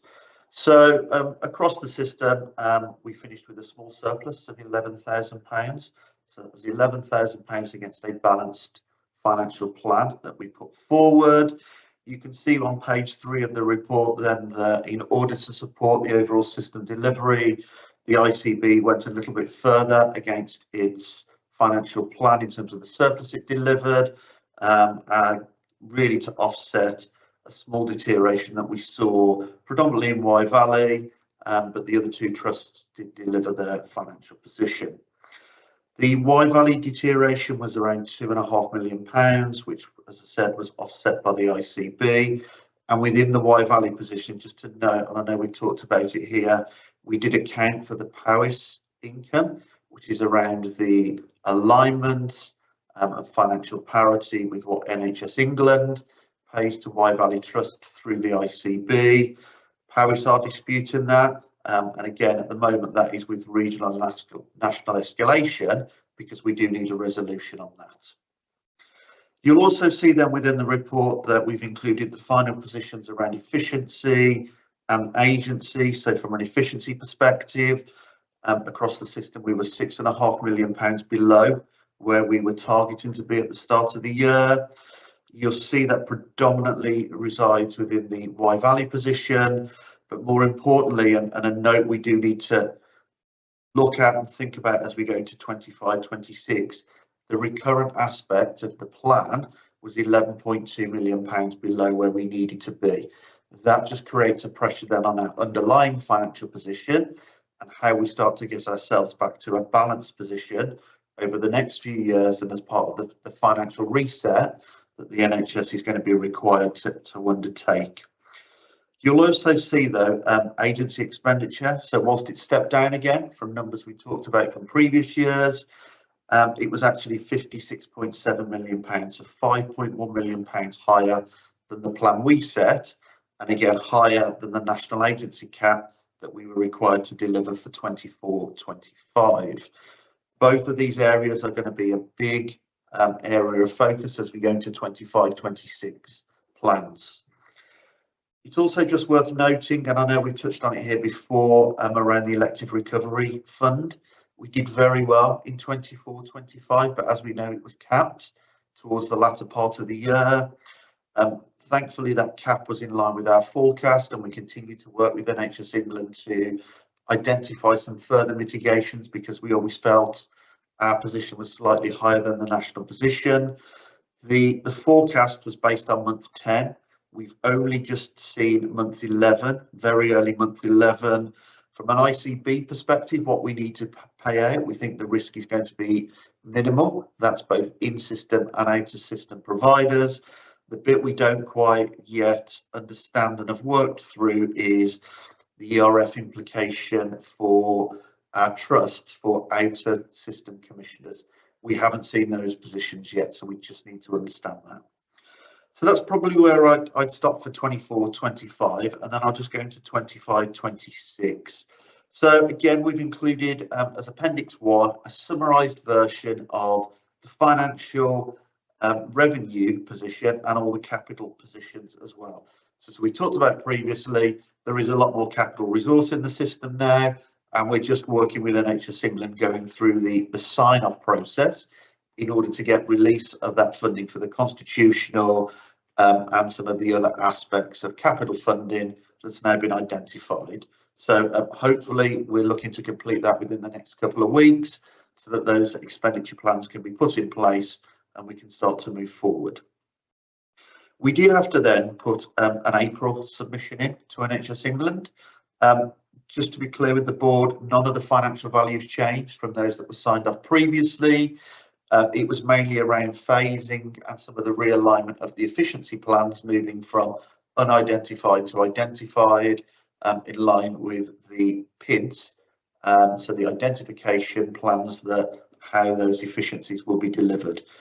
So the plan that's gone in is compliant with NHS England financial planning requirements and does deliver the required break-even position.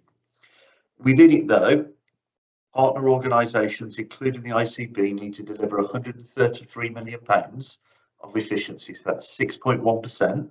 And just what I just talked about for 24-25, that's more than we delivered in 24-25. £92 million of that needs to be delivered recurrently. That's more than we delivered in 24-25. So you can see there's a step up as we go into the new financial year. We need to deliver that because it will support the underlying position and the medium-term planning that we're currently starting to undertake, that the ICS Finance Committee is overseeing and ensuring is starting to move the trajectory financially in the right direction. Bank and agency expenditure is required to step down again for 25-26. So agency has got to come down to the agency cap of 36.2 million. So that's another £20 million on where we were in 24-25. And bank expenditure is capped at 70 million. These are both big areas within our efficiency plans for 25-26. The financial plans do include a small reduction in whole-time staffing across the system and the required reductions in both corporate trust costs, which we know are a big requirement now from NHS England, and also the ICB running costs. So again, there is an element phased in for that to be delivered in year, and then we'll see the full year effects as we go into 26-27. It is just worth pointing out elective recovery funding is capped for 25-26. Very different to the approach that was set for 24-25. It will require closer monitoring. We will need to ensure we are compliant with the referral to treatment improvement we need to make. But again, what we need to look for is that delivery and improvement in RTT through productivity measures rather than additional spend in order to ensure we meet that target. I think it is worth saying, whilst it's a compliant plan, there are a number of financial risks that I would identify at this stage. Partner organisations and boards will need to ensure that efficiency plans are fully identified and we are delivering them. They need to be delivered at pace, and we've still got some work to do in that area. We've still got some unidentified as we sit here today. We will also need to ensure that the planned workforce reductions are implemented and delivered, and that the bank and agency expenditure is stepping down in line with the plans that we put forward. The change for this year as well, and it's literally just been advised to us by NHS England, is around monthly run rates. So NHS England are going to very closely monitor run rates now on a monthly basis. One around, are we on track, are we delivering, but also around efficiency, identification and delivery. The implications of this are around the deficit support funding. So we've been given 73.2 million of deficit support allocation, which is cash backed.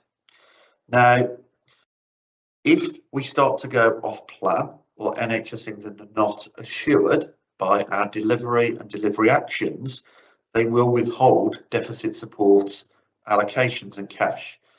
That will put challenge to trust cash positions. It will then potentially mean trusts have to ask for additional supplementary cash drawdowns and be subject to a very stringent scrutiny process then by NHS England, of the board, of the trust chairs, in terms of assurances in order for cash to be released. So they are changing that and strengthening that oversight process this year. So I suppose in summary, Chair, 24-25 has been delivered, subject to audit. Great news. That's where we said we needed to be. 25-26 plans agreed, not without risk. We need to de-risk them quickly and be assured around the oversight and grip of the organisations as we start to see those monthly run rates coming through. So I'll stop there, Chair. Happy to take any questions or comments. Thank you very much, Mark. First question then from Russell, please. Not so much a question. First of all, just thanks to Mark for the sort of leadership he's provided over last year. It's good that we ended up where we did. But I do think it's a real encouragement the way the mood music is developing on the national financial reset, that there will be stronger incentives for good performance and stronger consequences for poor performance. Because as users of the public purse and taxpayers' money, we do need to drive ourselves forward to deliver better value for the citizens we serve and the people who pay taxes. So some of the changes that Mark has alluded to, I think, will be painful for many, but hopefully in our system, and assuming we do get our act even more together, and we do have certain challenges in terms of our CPIP plans, which we need to make sure we work on together to achieve, I think is nothing but for the good. Thank you, Russell. Yeah, really important observations. Jane? Yeah, I guess my question, I mean, clearly in a time of limited resource and limited resource for elective patients, I'm really concerned about the new providers that are coming into our patch. We've got an ophthalmology provider come into Herefordshire that's putting notes through people's doors saying you can do your cataract in 2 weeks, whilst clearly we've got patients who are waiting much longer than that. If we're not careful, we use all of our resources on low weight patients rather than dealing with the longer weight patients. And I was made aware yesterday of another provider coming in offering even shorter waits for things like gynecology. My real worry is how we can manage a single waiting list, so we treat everybody equitably and we treat them in order, and we're clear about the clinical thresholds that we're applying. And I'm not confident yet that we have any way of achieving that. And I'm really worried that in a sense we blow a lot of our budget on some very low weights whilst we've got some very long weight patients, and we end up doing the wrong thing. Thank you, Jane. I don't know if Mark or Simon want to comment on that. I mean, it is an issue we've discussed, isn't it, how we manage that scenario, because I think we all recognise that it you know, there is inequity potentially in that approach, significant inequity, which is not helpful. Simon, would you like to come in on that? If that's okay. I mean, so one of the features of the new NHS contract that's just in the process of being confirmed is it will allow us to be much clearer on those clinical thresholds, much clearer actually on minimum waiting times as well. Jane's absolutely right. It's totally inequitable that somebody might wait 3 or 4 days to have a cataract operation that's been heavily promoted to them, and our cataract spend has probably gone up by 500%, I suspect, over the last 2 or 3 years. And that's great for those people receiving that operation. I think we're probably unsure as to whether all of those would have met our defined thresholds. That the ability under how the standard that the new contract will allow a much clearer site and a much more equitable establishment. I think we will probably end up with something like minimum waits for some specialties like this of about 8 to 10 weeks. So to avoid that equity. The only other thing I'd say then to Jane, to Russell, to Mark and others on the call, what we also have to do when it comes to patient choice is to make our NHS Trust offer really attractive and the quality really high. So we're working with patients that, yes, they have a choice offer, but actually it's a really good option to choose to have your work done in the local NHS Trust, because make no bones about it, this is key to financial viability actually across the trusts in the they are going to have to be able to attract the right level of elective work. Did really well last year, as Mark said, fantastic elective performance, great productivity. We've just got to find a way of doing that. And yes, encouraging private provision, because there's always a place for independent sector provision, but also we need to support our NHS providers, don't we, in that?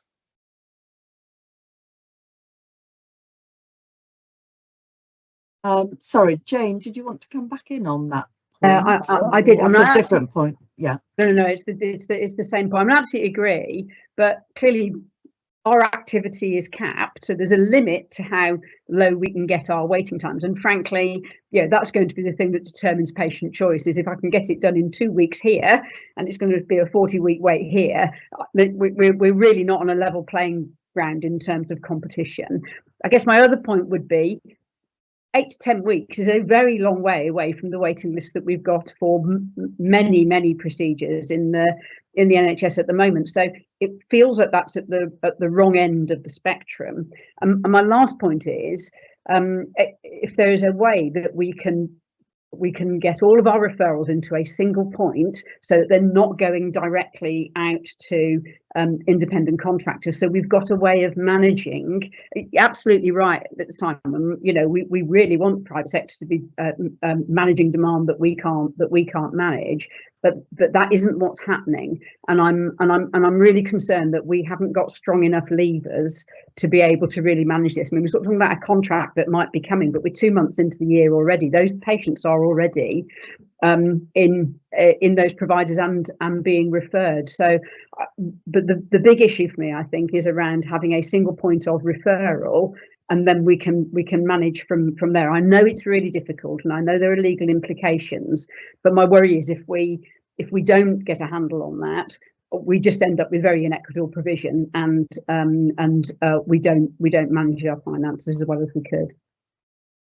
Thanks, Jane. Simon, final comment on that? I was only going to mention, I should have mentioned, that in some specialties, exactly as Jane described, that's clearly the right answer. So the single point of access, the stronger management of referrals and capacity, clearly that's what we need to do. Obviously, it's one of those areas that we're going to be balancing against resourcing, aren't we? Because we'll be doing that, and it's in essence a new function at the same time as reducing our resourcing. But I've said this for a while to Glenn and co. Genuinely, the emerging lead provider arrangements, in my mind, at local level, would include leadership and management of the whole elective care budget and the ability to deploy that locally around capacity with the independent sector. Because the other thing patients realise is most of the independent sector work is actually done by doctors, consultants and health professionals who also work within the NHS Trust for a proportion of their working week. So I think there's a much more locally coordinated approach we can have to this. Thanks, Simon. It is one of those wicked issues, if I can call it that, in the sense that it's no easy solutions, but clearly one that we need to address and manage for all the reasons that Jane and others have highlighted. So I think we note that challenge, and obviously, Simon, you know, probably some assurance needed that how we're going to take that forward and manage that. But we have discussed this on numerous occasions, so we do need to think about how we expedite some of that in the absence of perhaps some of the national arrangements that might help us. David, please. Yeah, thanks, Krishna, and thanks, Mark, for a very clear presentation. Just a question, it's a kind of obvious question, really. The current submission that we've put in presumably does not take account of the running cost reductions that we'll be needing to make in the ICB and also in the providers over the coming year, and therefore we'll need to kind of recast those plans as we go forward. Is that correct? So within the provider side, there's an element of corporate cost reduction that was factored into the efficiency plans. So we're just triangulating that at the moment as part of the return. Within the ICB, because the initial requirement was to see a reduction from the end of Q3, there is a small amount factored into this year as part of the ICB efficiency plan. And again, subject to the timeline and the transition plan that is agreed, we'll have to work through that and recast at that point. Thank you. Thanks, David. Yeah, I think it's really important, isn't it, that the figures that were published, particularly for providers, is sort of almost like an expectation of what needs to be delivered from the corporate perspective, rather than and some of that will already be assumed into existing plans. So it's just making sure that we understand that position, really. So Mark, I was going to ask you about run rates and emerging risks, but I think you've talked us through that already. But I think for the first time, when you touched on run rates, for the first time we were asked to sort of say something or provide, I don't know whether it was a formal submission, but certainly we were asked to provide data or submission relating to April. So were there any Were there any surprises, I suppose? I know it's very early and we don't normally talk about month one, but on the basis that NHS England have asked us to focus on run rates and give them more scrutiny, let's put it that way. I just wonder whether you have any observations that you want to highlight. Absolutely, Chair. So we did pick this up at Finance Committee last week. We put a very high level month one based on the submissions that came in. We were asked just to put in where we were against efficiency, against the phased efficiency plan, where we were against the overall position, and then what agency expenditure was looking like. So just pulling those three out. So from an overall position, we were slightly off plan. It was around just under 300,000, and predominantly that was within Worcestershire acute. The driver behind that then links to efficiency. So when you look at the efficiency plan, again, we were off by about £800,000 at month one, and again, that was within Worcestershire acute. And then when you look at agency expenditure, I think both Wye Valley and Worcester acute were slightly above at month one in terms of where they were expecting to be. And some of that was linked to the fact that we'd still got some winter capacity open that the original plan was we were going to close. So month one trend was slightly off plan. Therefore, my points earlier about just ensuring the grip and the oversight so that we can start to pull that back quickly in the next couple of weeks. I think once we get to the end of the month, we'll be able to put a full month two submission in, and then NHSE will really start to look at trends then. Thank you, Mark. That's really helpful to note, I think, just where we are, and we've already talked about the risks and what we need to do to manage those. So thank you very much. We note the virtually approved plan that we submitted for 25-26, and obviously the position that you've reported, Mark, subject to external audit, and the emerging risks and other points that you've highlighted. So thank you. We'll move on then, if that's okay with everybody, to the final section of our agenda today. We start with the Committee Escalation and Assurance Report. Hannah, anything you wanted to highlight, and obviously the opportunity for chairs, if you would like to highlight anything that feels particularly important or relevant. Over to you, Hannah. Thank you, Krishni. So the one thing I wanted to highlight isn't actually contained in the report because things are moving so fast. Just wanted to flag that we are setting up a transition committee, which will operate as a joint committee between Herefordshire and Worcestershire ICB and Coventry and Warwickshire ICB. It's a committee that NHS England have asked us to set up to manage the transition and the ICB reset programme. So the committee will have a representation of both chairs, chief executives, NEMs, and then other executive directors. So first meeting, inaugural meeting, is planned for next week, where we will agree terms of reference and review the end of May submission. And the terms of reference, and indeed actually all terms of reference of all the other committees, the ones we have refreshed, will come to the board meeting in July. Otherwise, the report is as read, really, unless any of the committee chairs want to highlight anything. Okay, so Rachel, please. Yeah, hi.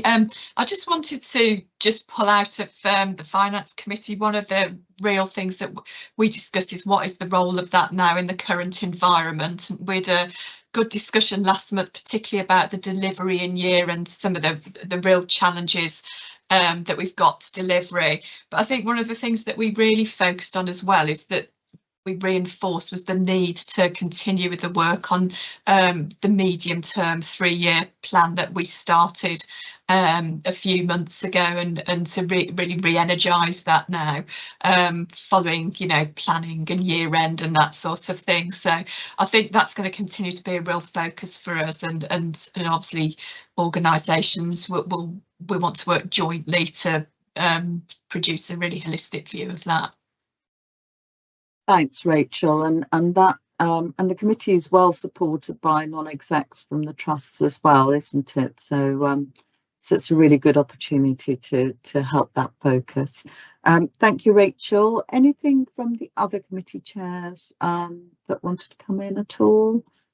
No? Okay. So thank you, everybody. We'll just note the updates in the document.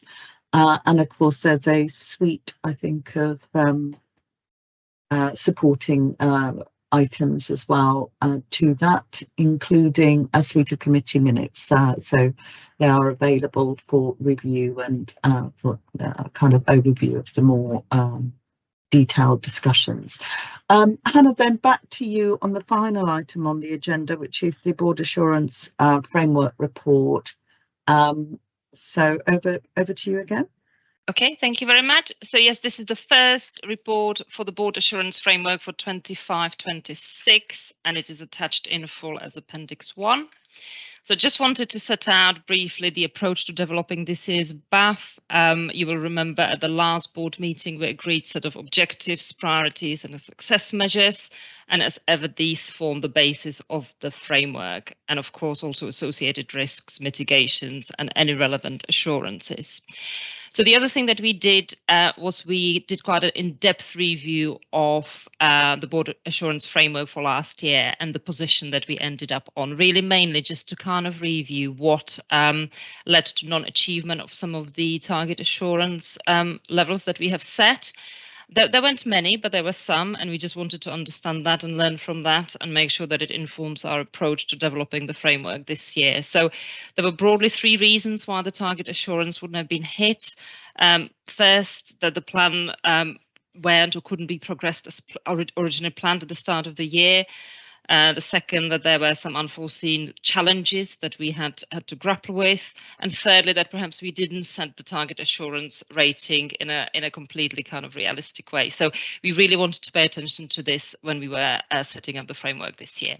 Then secondly, at its development session in April, the board reviewed its risk appetite statements and are proposing to increase risk appetite for 3 areas, so specifically service delivery, people and innovation.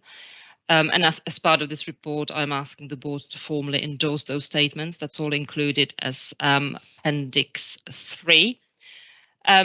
And of course, the risk appetite statement does influence the target assurance level because it does kind of point us to where we need to focus more energy, where we need to sort of put additional mitigations to bring the risk score and the target assurance level to a level that's acceptable to the board. So then the rest of the report on page 4, the report contains summary of objectives and priorities, the current and target assurance rating and the rationale behind why this has been agreed. And page 6 to 10 contain risk updates, including new risk opened, closed, increased or downgraded. They have all been through the relevant committees and have been all agreed and reviewed in the relevant places. So today I'm asking the board to endorse the new risk appetite statements and gain assurance with regards to the rest of the report, please. Thank you, Hannah. Any questions or comments before we do that? David, please. Yes, thanks, and thanks, Hannah. Again, as always, very clear and concise as well. I had 2 questions really. The first one was, as you pointed out on the end-year review for the 24-25, there are quite a few where plans have not been progressed as expected.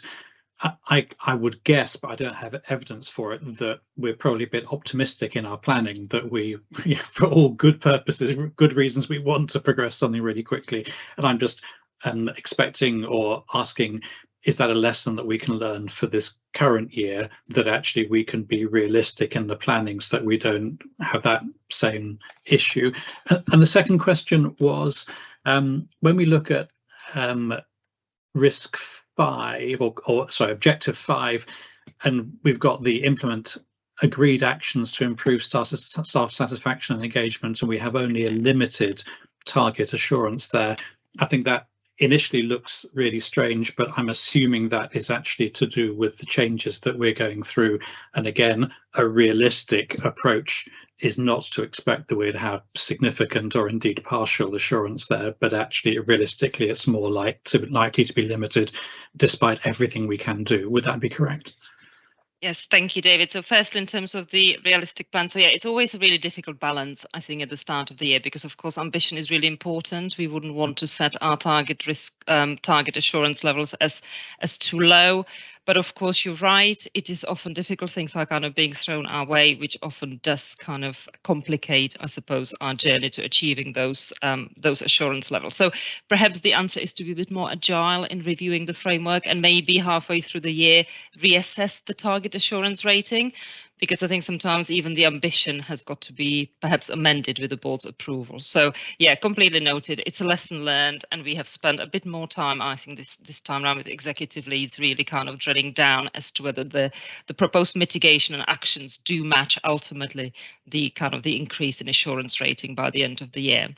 And yeah, in terms of objective 5 and specifically staff satisfaction, I think it is exactly as you describe. I think that's also reflected in our increased risk appetite for people. I mean, Katie might have a bit more to say, but of course we'll do everything we can to increase staff satisfaction. All the work is ongoing, a lot of effort going into that. But again, in the spirit of being realistic, yeah, I think we just have to accept that this will be quite hard to progress given you know, the changes ahead and the management of change that program that is ahead of us. I don't know if Katie, you've got anything else to add to that? No, I think you've covered that perfectly well. Thank you.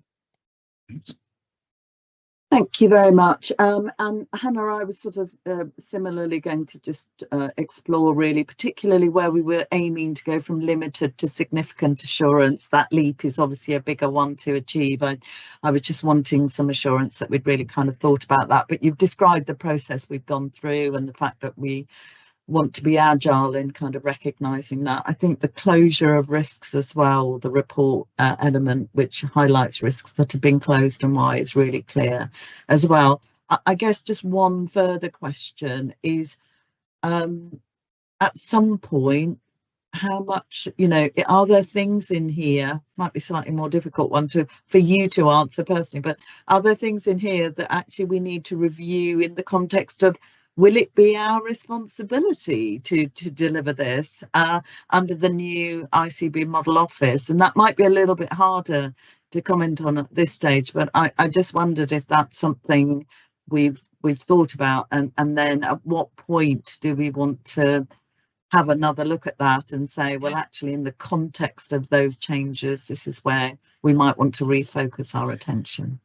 Yeah, absolutely. And I think that's the point about keeping it really agile this year. But I mean, we should always keep it agile, but particularly this year. And it feels like the 6-month kind of mark around September, October would be a really good opportunity to review whether actually our priorities and success measures are still the right ones and whether they are within our gift to achieve. So it's a really good point. Yeah, I think nobody knows quite yet how quickly the transition will happen. So we don't want to, I think Simon outlined the start of the board meeting, you know, we need to keep the show on the road. We need to try and do all of this, but that might change as we go through the year. So we need to be open to that. Okay, thank you very much. So I think, Hannah, you're asking us to formally endorse the risk appetite for the board, which we have discussed, I think, in previous sessions. So I'll take it that in the absence of any comments to the contrary, that we're happy to formally endorse that. You know, certainly receiving assurance around the BAP and the sort of risk element that you've very clearly reported and the objectives. And we will, of course, routinely receive this at the future meeting. So we can take a view on where we are with those. So I think that's all you were looking for, Hannah, from that. And that brings us to the end of our formal business. So unless there's anything else that people want to cover as AOB, I think we can bring the meeting to a close. Just want to again reiterate my thanks to all partners and executives within the ICB as well for keeping the show on the road. As we've said, it's really, really important that we continue to work together, irrespective of the change around us, that we continue to work together in the way that Simon and others have described. It is a collective endeavour, this, and I'm really grateful to everyone for their support through this period. So thank you, everybody, and enjoy the rest of your day, and we'll call the meeting to a close. Thank you.